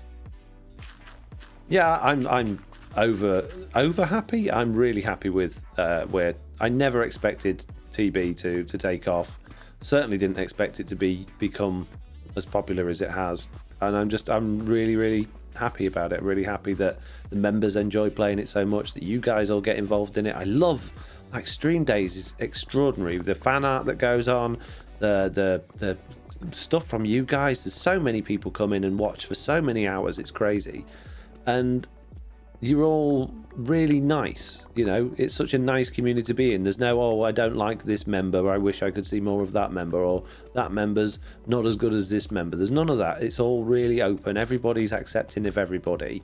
And considering we all different members from different walks of life with different ways of editing and different ways of making videos, you know, we're so varied with all of that. You would expect at least a little bit of that, but there isn't. So it's so yeah, you are genuinely a wonderful community to be around. Daphne is focusing on RL, says Jessie B. Oh, someone asked what happened to Daphne. Yeah, well, not all members are going to stick around forever, I guess. I think Daphne had a lot on her plate and had to make life priority decisions, I guess. It's not really, yeah, with Daphne it wasn't so much a discussion, I'm going to go and do other things. It was just sort of a slow fade out more than anything. I mean, she's still very, very welcome to come back should she ever want to. But I think at this point we probably do consider her to not be a member of TB just because she's not been present for so long, but she's absolutely welcome to be one. So, yeah. So these things happen. People have lives change. It's just one of those things. Maybe dig one deeper than the chalkboard for ease of decorating. Do you know what? It's exactly what I was just thinking then. 100% just what I was thinking. So yes, I will do that. Which is why I need to come in here and clog up all this water before I drown, ideally. Ow, I'm going to drown. Oh, jeez. Okay. Make air pocket, please.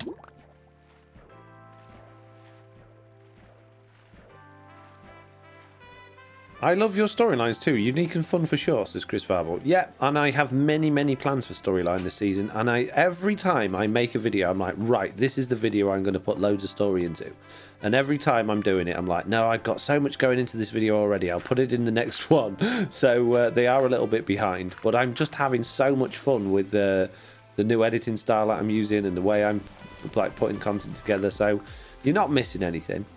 It will come, but I'm just, you know, I'm experimenting, I'm having a good time, and I think that's being reflected in the videos, and people seem to be enjoying it as well, so I don't think I should stop right now.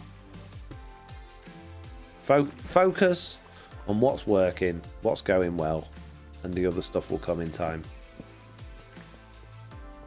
I can't wait to see what happens to Alan Din, says Mike on Switch. Dub Dynamite says, in a whole new world. Wow, nice, good pun. Can't wait to see your next date with Chris. Shh. He could be listening. Oh, Maribel J's lurking as well. You just got to be careful. There's always ears. There's always ears. Just saying. Having fun. That's what matters. Says one. Indeed. Indeed. If you're not having fun, the videos aren't going to be very exciting, are they? Hello, welcome to Minecraft. It's not very enjoyable, but I kind of like it, I guess. Today I'm going to I'm just going to make a farm to do stuff and things. It's probably going to be okay. I'm going to go over here first. In my chests, not really much in there. Haven't really been playing this last month or so because I've just been doing a lot of Fortnite with my friends. This is a Rogue Fox impression, says Michael Switch. Absolutely not. Absolutely not. This is every person whose videos I find that's not TB members when I'm looking for tutorials and I stumble across random Let's Plays. No, I'm only kidding. You know there's those videos out there. Chris Purple says, Foxy takes 90% of Twitch streaming. And he got so good as Foxy channel is him and Neil from the Young Ones. I feel called out, says Jesse B. That's not you. There's no way near you. You're much more high pitched than that, Jesse. And that's the only difference. No. Like my monotone videos. Jelana says, Foxy, do you think you may consider making a proximity chat add-on for Bedrock like the other SMP using for their new season? Oh man, if I had a nickel, I don't even know how much a nickel is, but if I had one for every one of those, I'd have many nickels. Can you make us proximity chat? It's not possible. I make add-ons. I don't make mods. Mods are for clever people that understand how to actually hack into the main game code and make the game do things that it was never intended to do. Add-ons are fiddling with what the developers already put in the game and to make new and interesting things. And you can be smart and you can be clever with add-ons and create things no one's ever seen before, and you can make stuff that no one thought was possible with add-ons, but you can't add systems into the game that don't already exist. And unfortunately, Minecraft Bedrock Edition has no existing chat or microphone support. So there is nothing to even hook into. Certainly no way of tying it to an entity or to, I mean, maybe a player, but no. The only way you could do that with Bedrock is you would have to have maybe... You could do it with single player almost, because there's such a thing as WebSockets, which basically is Bedrock's way of sending input to the game or reading into the game from an external source. So you could do that with WebSockets, but that only works on single player world. It doesn't work on servers or anything like that. So you could hook into the game, find out the players' locations around the game, and then run that into an external application that would have to be custom built, that then had like loads of audio and microphone support and things like that. So it would have to be completely separate. It wouldn't work on mobile, obviously, unless you made a mobile version of it. It would be an absolute nightmare. You're talking months and months and months worth of development for a system that's not going to be particularly great, that is going to be incredibly complicated, probably won't work across platforms, won't work on realms, won't work on servers, so therefore it's pretty pointless. So, no. I can't do it. Sorry. You're calling me Squeaky, says Jesse B. Yes, Squeaky Jesse. No, I'm calling you Squeaky. Oh no, not pickle face filter. No. No, anything but pickle face filter. I'm not doing it. I'll do it in a minute. JCB says, Jesse's voice is smooth and husky. I'm well gel. I agree. I'm also well gel. Foxy's Pickle says, what? Pickle twin filter. Jeez. Pickle. Pickle, pickle, pickle. I'm a happy, smiley pickle. Doing happy, smiley things. I'm just a pickle. Happy, smiley pickle. Doing happy, smiley things. Just a pickle. Doing happy, smiley things.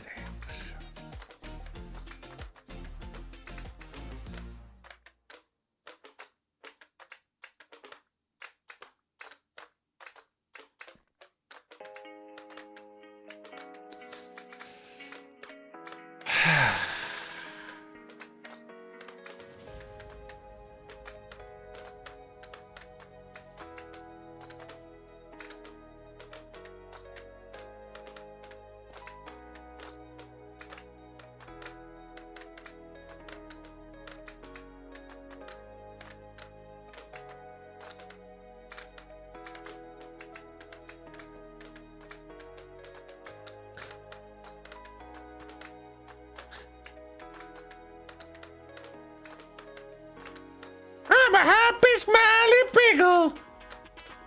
Doing happy, smiley things. It's me, happy, smiley pickle. Looks like someone has way too many diamonds to give around. There you go. Thank you very much for all Hope you enjoyed that. the subscriptions you have just gifted. Chris, what are you doing? Chris Jeez. Marble just gifted 10 subs. Chris, have another 10 subs. Jeez, thank you so much. Okay, so Quantum Reveries, Frog and Robsif, Big Dre Country, Stellorian, 11 Bash, Puggy, Boomtown, AsV83, Creef, and Hazel Nightingale. If you're one of those people, please give a huge thank you to Chris, Varble. Amazing. Thank you so much. I think Pickle may be having an off day today. Pickle's happy, sort of, says JCP.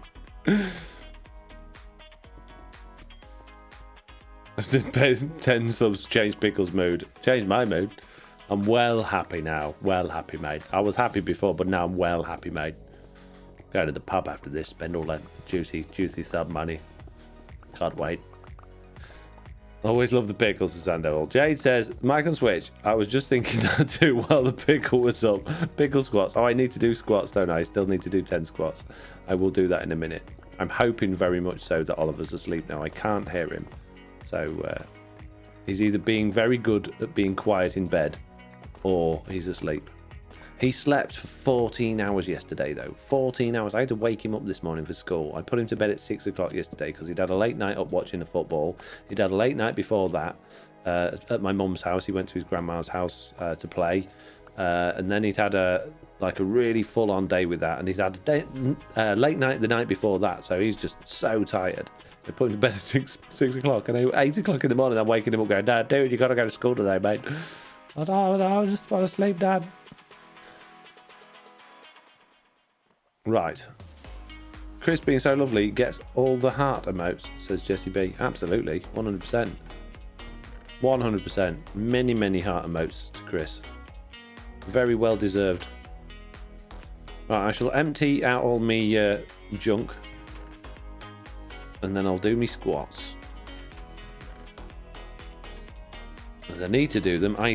Since Nellie's not been able to go for walks and stuff because being in heat, I'm so lacking in exercise now. It's unreal. So yeah, I need to get back out there.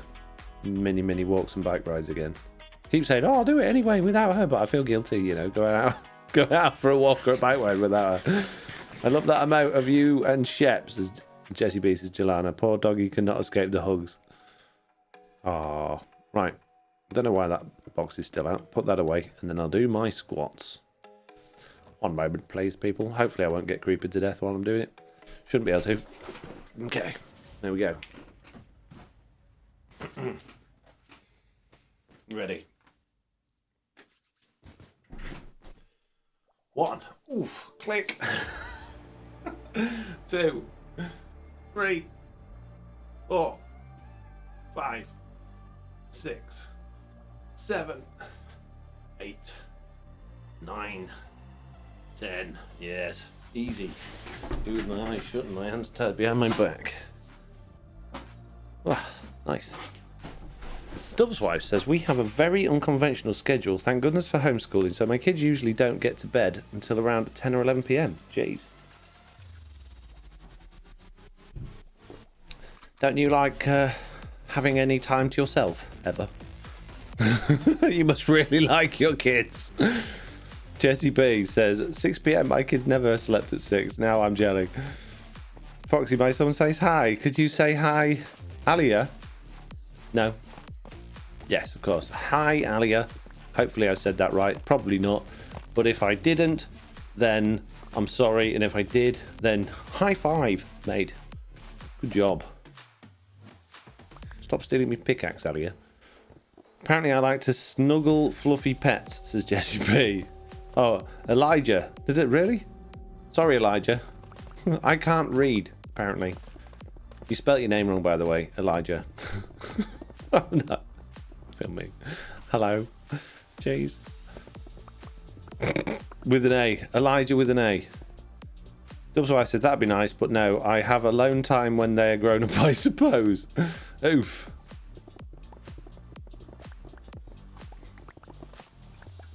No.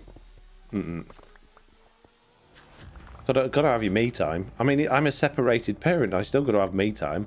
Jeez, if he was up till 11 o'clock, he was up till when I went to bed, I'd go nuts. Oh, I just discovered Foxy coins. What is this magic, says Chris Varble? stream redemption things. Foxy, are you still planning on a hat add-on, says Pickles?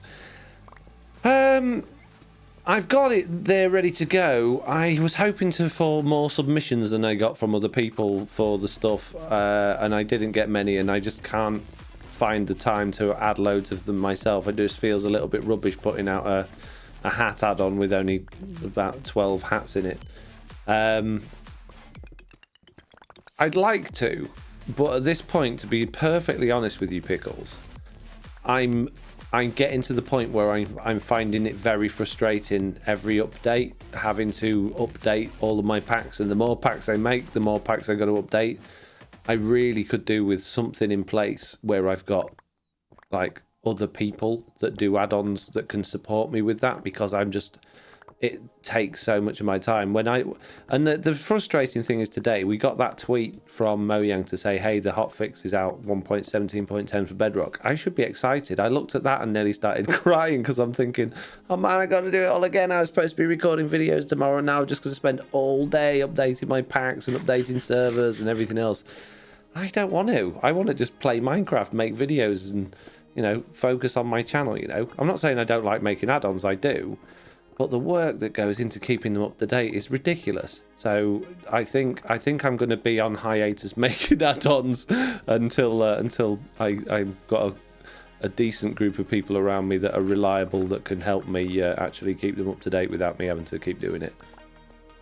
And currently there is a grand total of no people that fit that category. So if you're one of those people that thinks they could help and are reliable and actually understands, and I don't have to hold your hand and tell you what to do, then please feel free to contact me on Discord and talk it through, because I really am genuinely looking for people like that at this particular moment in time, because I can't be bothered to do it all on my own anymore. Lights Lamp says, I'm a developer. Heading Cat says, I'm the same, ready for bed bath at 7 and in bed at 7:30. Oh, at 8, 7:30 for smallest of all, otherwise I'd go insane. Ting can do her own thing though, obviously. Yeah, but Ting's just hiding in the room, so that's fine. Dove's wife says, I have 5 kids, gave up on me time a long time ago, but they're maddeningly worth it. Won't be little forever. That's very true.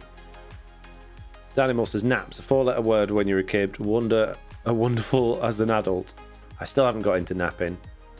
But Mr. Bedrock says, what kind of things do you need to update to a new version? Is it just editing manifest files? It completely depends. Generally speaking, Mojang have a nasty habit of fiddling with all of the, or at least 1 or 2 entities, or loot tables, or things like, even like the last update, 1.17.2, they fiddled with a load of material files. The materials are what sort of govern whether things are invisible and what they look like, and whether they have shadows and like entities and stuff like that. They fiddled with a load of those, which affected my markers pack.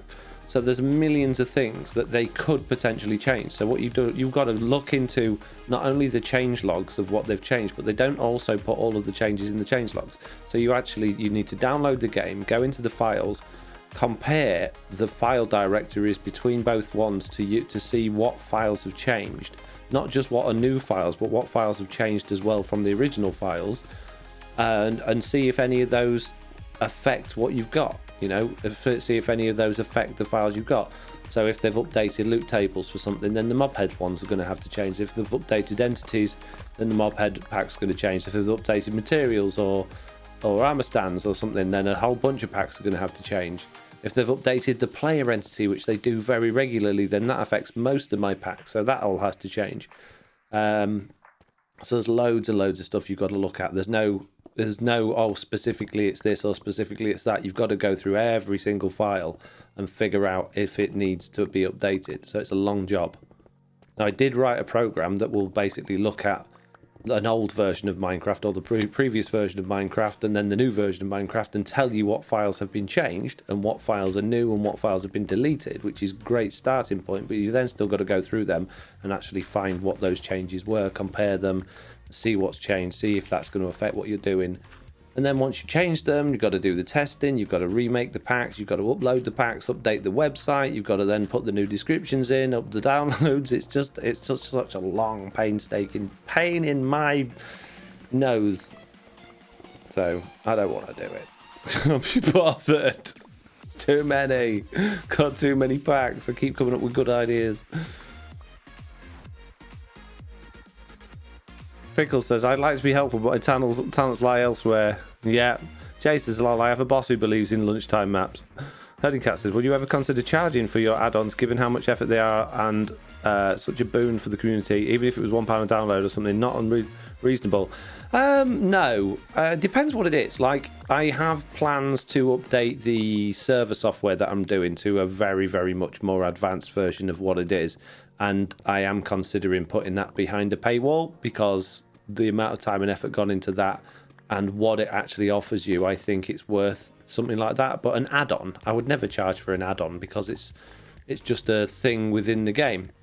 It's not software as such. It's but what I have done, as I'm sure you're all aware, is I've filled my website full of adverts, so I get paid for all of the downloads that way. So it's not as much as I would get if I was charging $1 a download, but I earn a small amount that adds to my overall income every month from the people going on the website making and downloading them. So that's good. Although now I'm having to spend money on actually hosting the files because Google Drive thinks all of my things have viruses when they don't, because they don't have any reputation value. So yeah, so now I'm putting that money back into more servers that will actually host my files so that you guys don't keep complaining at me that you can't download them on mobile and that Google thinks it's a virus. So great. Joanna says, when people come indignant that the add-on were not updated instantaneously because they paid for it, shelling out money makes people feel 100% more entitled. Couldn't agree with you more there, Jelana. Mr. Balrog said, would using Git help with that perhaps?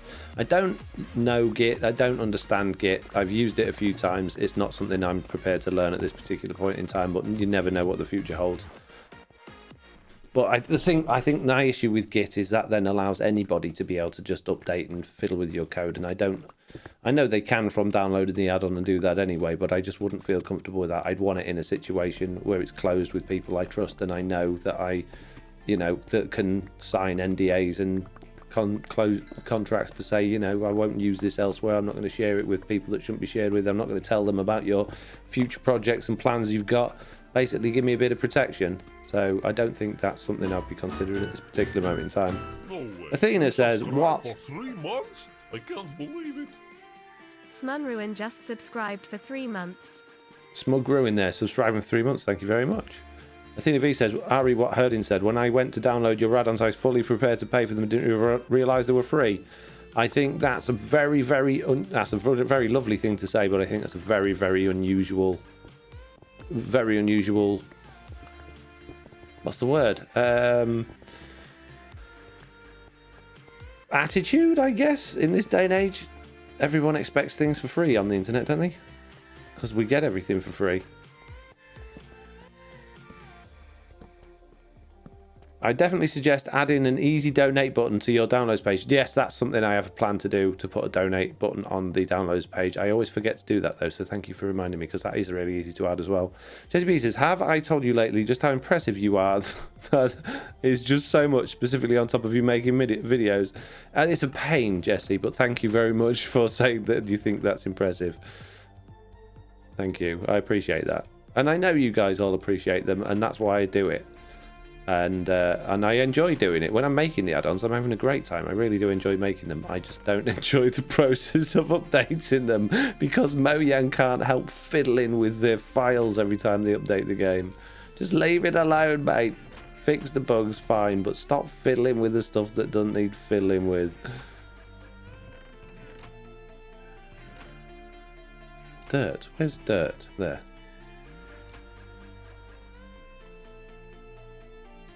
Right, what else we got going on here? You are just too helpful and generous, says Bob the Personal. Thank you. Add-on is free, updates cost money, mate, says Mike on Switch. Then no one would update, and then I just get constant complaints that they don't work. People already don't update the add-ons and come in my Discord and on my comments and say they don't work and they're broken. Most of the time they just haven't downloaded the latest one. Which Discord should we contact you on? On my FoxyNoTail Discord. Oh, I see there's links shared there. I've been away changing tyres. What I miss, says Want Bash. Not a lot. Me complaining about having to update add-ons mainly. You can do a private repro on Git, apparently, says Chris. I was also expecting and willing to pay, says Vex. Do you check out Bedrock betas? Yeah, I've got a series on it that's just on hold at the moment while I'm doing all of this focus on TB, so yes. Yeah, a donate would be good. You put so much into them, it's nice to give back to you. Jade says, it depends though. As a console player, I'm so used to paying for every little thing. I was surprised when I saw your add-ons for free. Yeah, but then you can't get them on the consoles because they don't make that easy, do they? I'd really like it if I did apply to become a Minecraft partner so I can publish things on the marketplace directly rather than having to go through a third party. But I put that out there months ago and they've not even looked at my application. So if I could do that, I could at least put some of them into like worlds for you to be able to download through the marketplace and generate a little bit of revenue there. But it's like, I don't know, it's like they're not even considering my application.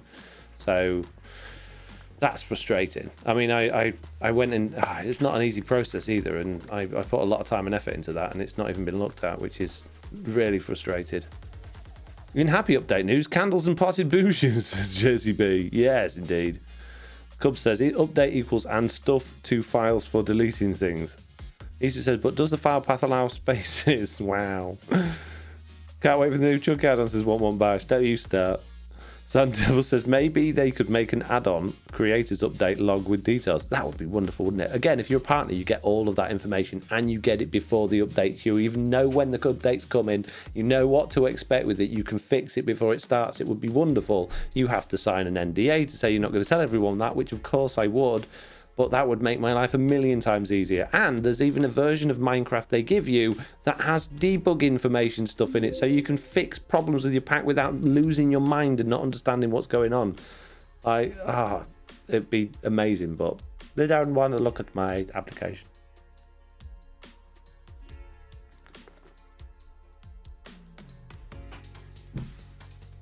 Pixie Enchanted says, for me, I log in the account in on the laptop, load add-ons onto my kiddo's room so they can play on console. Yeah, CJ Bulldog says, or CG Bulldog says, how do you get the heads mob? Silent told me to ask you.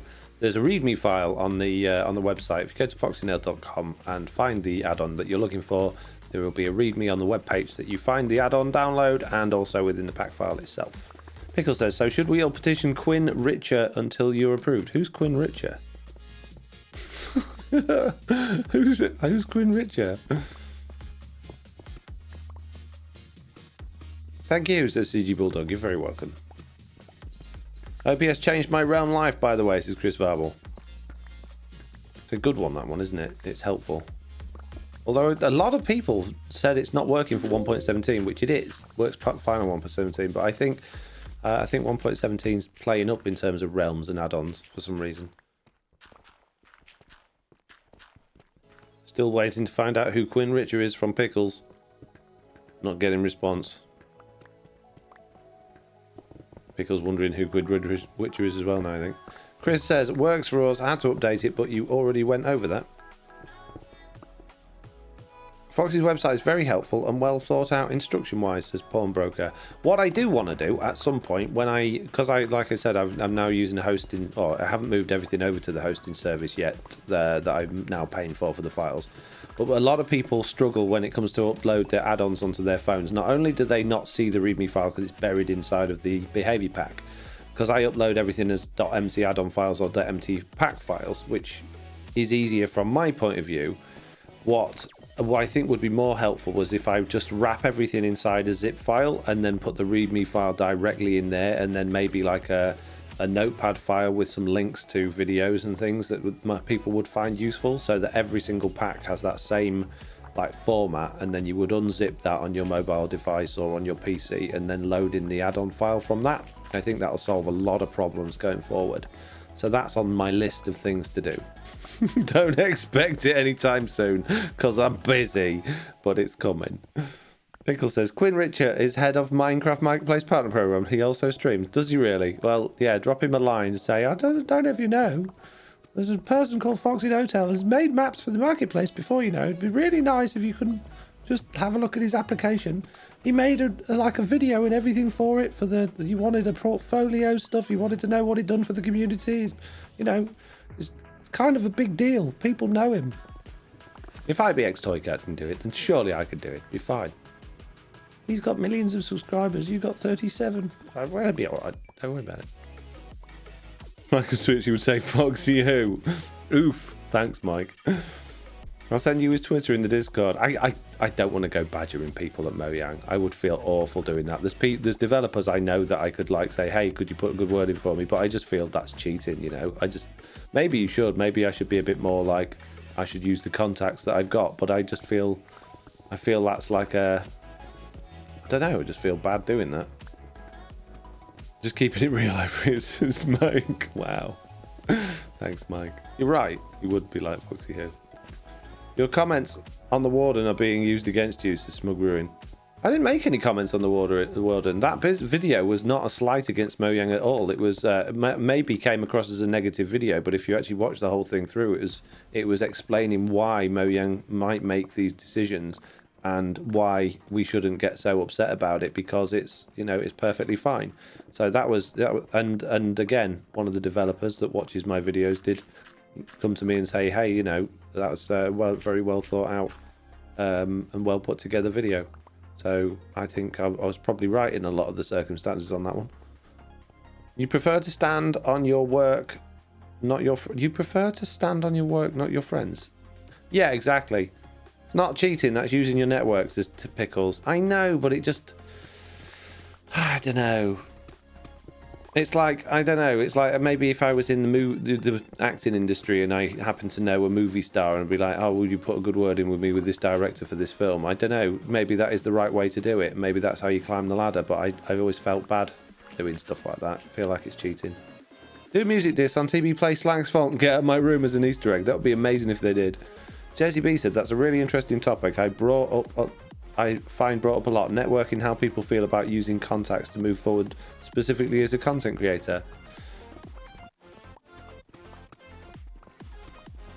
I know a lot of people do it. I mean, that's why LinkedIn exists, isn't it? You know, these companies, these whole like institutions exist to get for networking, so that people can pass around details and help each other progress through the ranks. So it's not a bad thing, I don't think, but it would feel, if I was just to pop a private message into Discord or on Twitter to one of the developers and say, hey, you know, would you mind just poking the right people for my partner program? Are they going to see that as me abusing my friendship? You know? Gifted subs. Thank you. Jesse B says, I always felt grimy about it, even though I know loads of people do it. Just gifted 5 subs. Chris Varble just what? Chris Varble just what? Another 5? Jeez.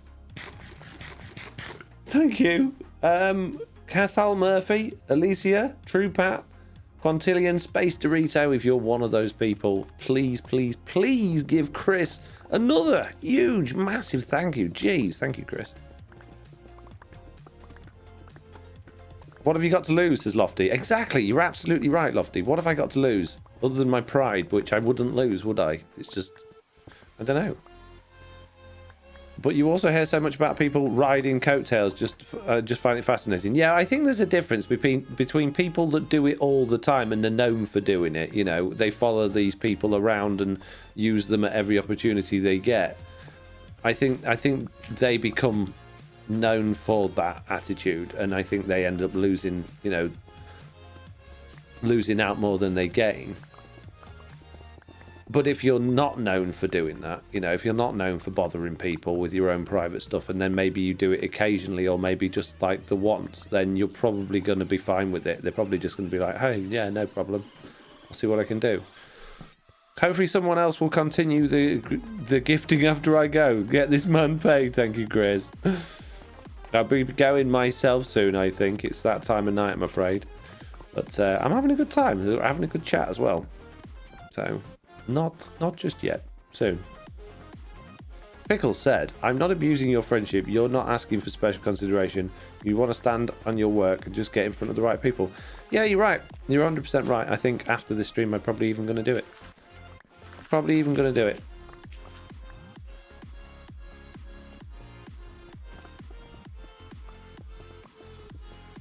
Chris will redeem Puppy Cam. I'm sorry, Chris. Unfortunately, Puppy is there, but she's She's not camera ready at this particular moment in time. She's still got she's still got dog knickers on.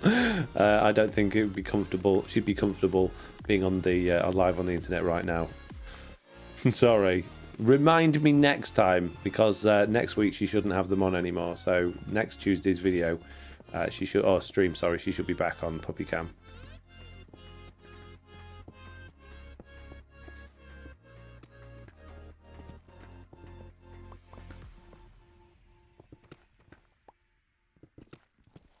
I feel bad now. You've been very, very generous, and I'm like, yeah, you can't see my dog.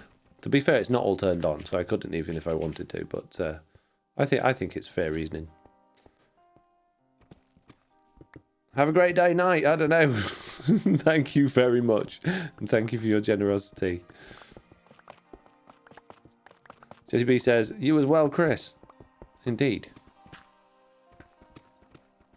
Indeed. Well, that was a topic and a half to go on, wasn't it? What else have we got? Any more? You going to keep me going? Or am I going to do another row, put my stuff away and go? What's going to happen?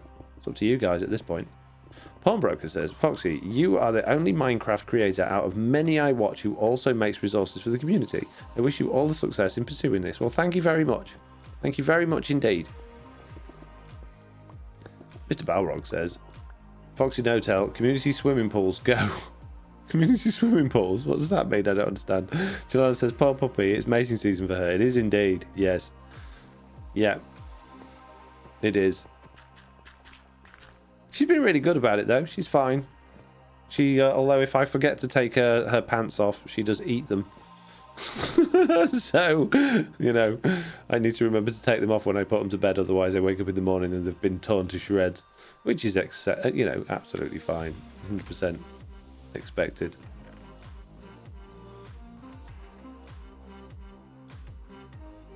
Do chunk border texture packs work again, says Cathal Murphy. I think saw you ask that earlier, or at least someone asked that earlier and I missed it. I meant to reply to that. Not in the old-fashioned sense of the word, no. There is no way to get third-party shaders on Bedrock Edition. However, there are some clever people out there, Mad Hatter's one of them, that have made it so that if you're in like third-person view like this, you can hold an arrow and run around and see chunk borders.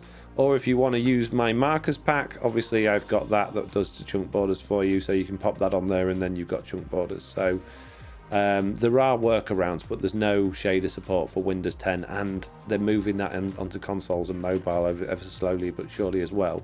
Hopefully in the future RTX will get opened up a bit more so that we've got more access to those sorts of things, but I don't think, well, they certainly haven't announced any plans for changes like that, let's put it that way. But you never know what Mojang are going to do next. They don't tend to share everything they're going to do.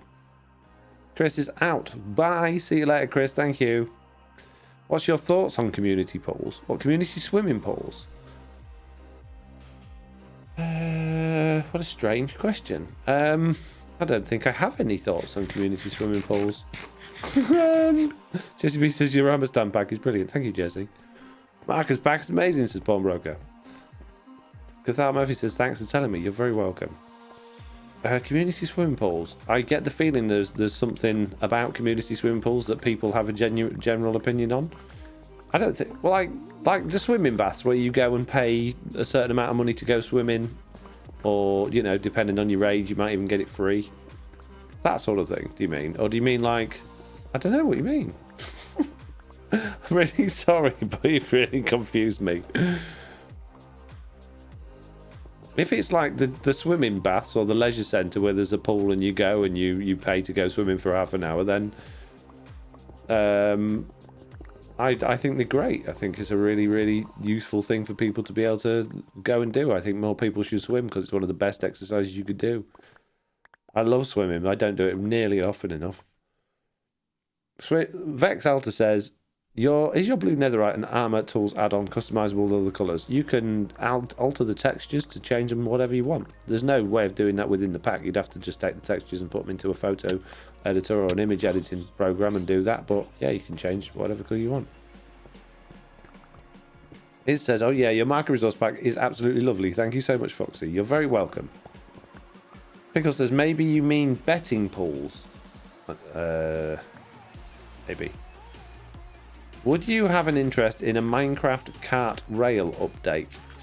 I'd like minecarts to go faster. It'd be nice if they were a viable form of transport again like they used to be. I don't think on Bedrock they ever have been, or maybe they have, but I can't remember. But on Java Edition, certainly they used to go a lot faster. And what was really good is you could put a furnished minecart at the front and you could put minecarts behind it, and providing they were touching when it set off, you could have a train. So you could have a whole like train of people or entities or stuff just going around, and it was wonderful. But they that all got took out of the game, which is a shame. It also used to be a thing where if you went around a corner too fast on a minecart, you would get thrown off the rails, which was wonderful because it taught you to build proper rail systems where you would have slow down points and stopping points. I used to love minecarts, but they're just boring now.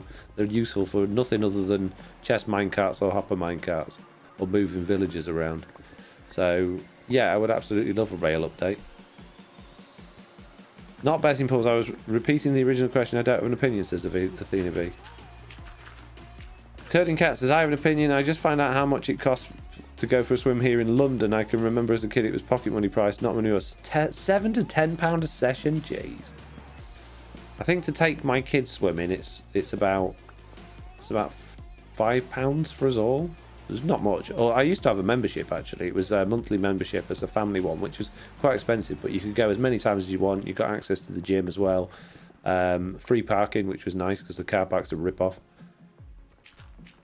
So I think those things, I think they're great. I think more things like that should exist, really.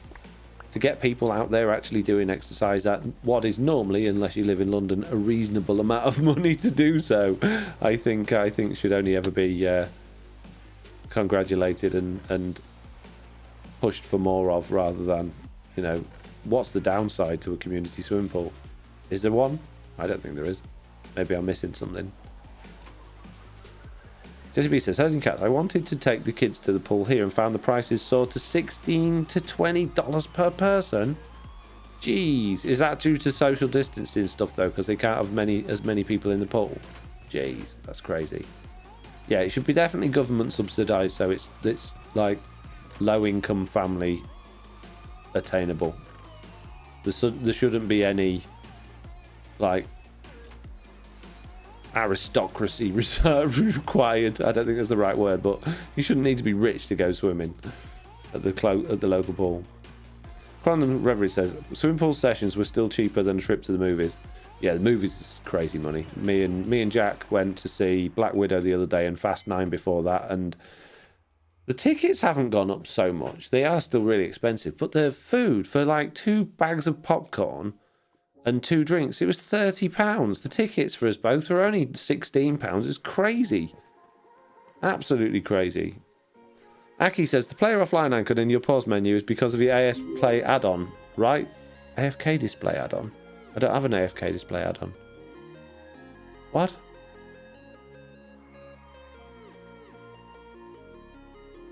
Jelana says, that is price gouging. They know it. It's super hot there this summer. They're taking advantage. Absolutely it is. Herding Cat says, it's crazy, particularly infuriating because it would be the perfect exercise physio for one of my kids. Dove's wife says, no, that sounds about like usual pricing. Having fun these days is expensive. But it's not. Community swimming pools are not just about fun. It is fun, but it's also about exercise as well, which should be being pushed by all governments to get more people fit and get more people healthy. Way too many, particularly obviously first world countries, the UK, America, are way too overweight. Everybody is, and that's a health problem. And it's all right going, oh, I'm okay with my body. That's fine. Yes, be okay with your body, but don't put your health to one side because the swimming pool's a bit expensive or there's an excuse of why you can't. Make the effort, because it will seriously reduce your lifespan, and you might be okay with that, but your kids might not, and the people that love you and care for you might not be. So if you can't do it for yourself, do it for them. I can't speak. I've put on loads of weight since lockdown. I really need to do something about it, but at least I know that I need to and I will try.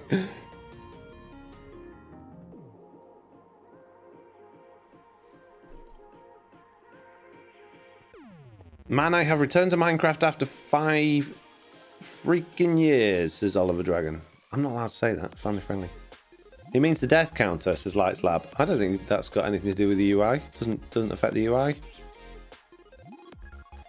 Heading Cat says swimming is excellent for some medical conditions such as asthma, and if someone issues doing a normal exercise, they might manage swimming. It should be accessible. Yeah, swimming's a great exercise for most people, and most people with that are less mobile as well, because you're obviously fully supported. So it's great for joints, people with arthritis, all sorts of things. It's really good. So.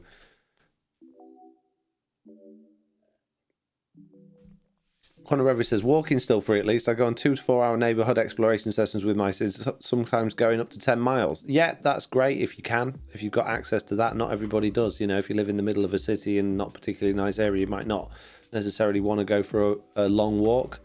Or again, if you've got disabilities, it's not always easy.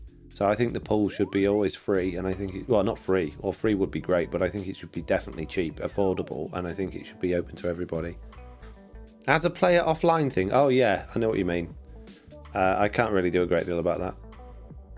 Dubswise says, we have a big yard, so while I can't swim all the time, they can still get plenty of exercise, but I agree that healthy activities should be more affordable. 100%, definitely. I cannot believe what happened in Minecraft. They added a material stronger than diamonds. Netherite, a new challenge. Jesse B says, I've been playing Pokemon Go with the kids to get some exercise every day. Keeps Ethan motivated and less whiny. That's good. Lofty says, I don't have a swimming pool near me. I did have a gym, but it closed down, so it's YouTube Keep Fit for me. Yeah, there's loads of stuff on YouTube now for it. I was doing some of the body coach stuff last year, and that was quite good. It was hard work, but yeah, I need to get back into those things. Gotta go see you, said Cubs. And so have I, peeps. I am going to actually hit the roll credits button now, because it is that time of the live stream, I'm afraid, where I do the off, mate, and say thank you very much, particularly to Chris today, who has done over and above the gifting of many subscribers, and also to all of you that have been here watching, helping, asking questions, keeping the chat alive and keeping me busy. Thank you. Wow, jeez, thank you very much for being here and making it all worthwhile. And thank you for listening to me moaning about add-ons and stuff like that. I don't mean to be a moaner and a Debbie Downer. Are we allowed to say that anymore? You know what I mean. I wanna be happy and upbeat, but you ask questions, I give you honest answers. Condon Reverie says, I broke out my Wii Fit for walking on rainy days during quarantine. Oh, Wii Fit was good. I used to like that. I used to like Wii Fit. I did a lot of Wii Fit. Right, we're going to go over to Bruno now, because they're the only person on my list. So I'm going to hit that raid button. I'm going to say again, thank you very much for watching the stream. I will hopefully be streaming on Thursday on my Super X SMP. Ideally, hopefully, I think so. I can't see why not at this particular moment in time. So I'll see you there. If not, I'll see you next Tuesday back on Truly Bedrock. Right, I'm hitting the raid now button, peeps. Bye. Say hello to Bruno for me. Bye.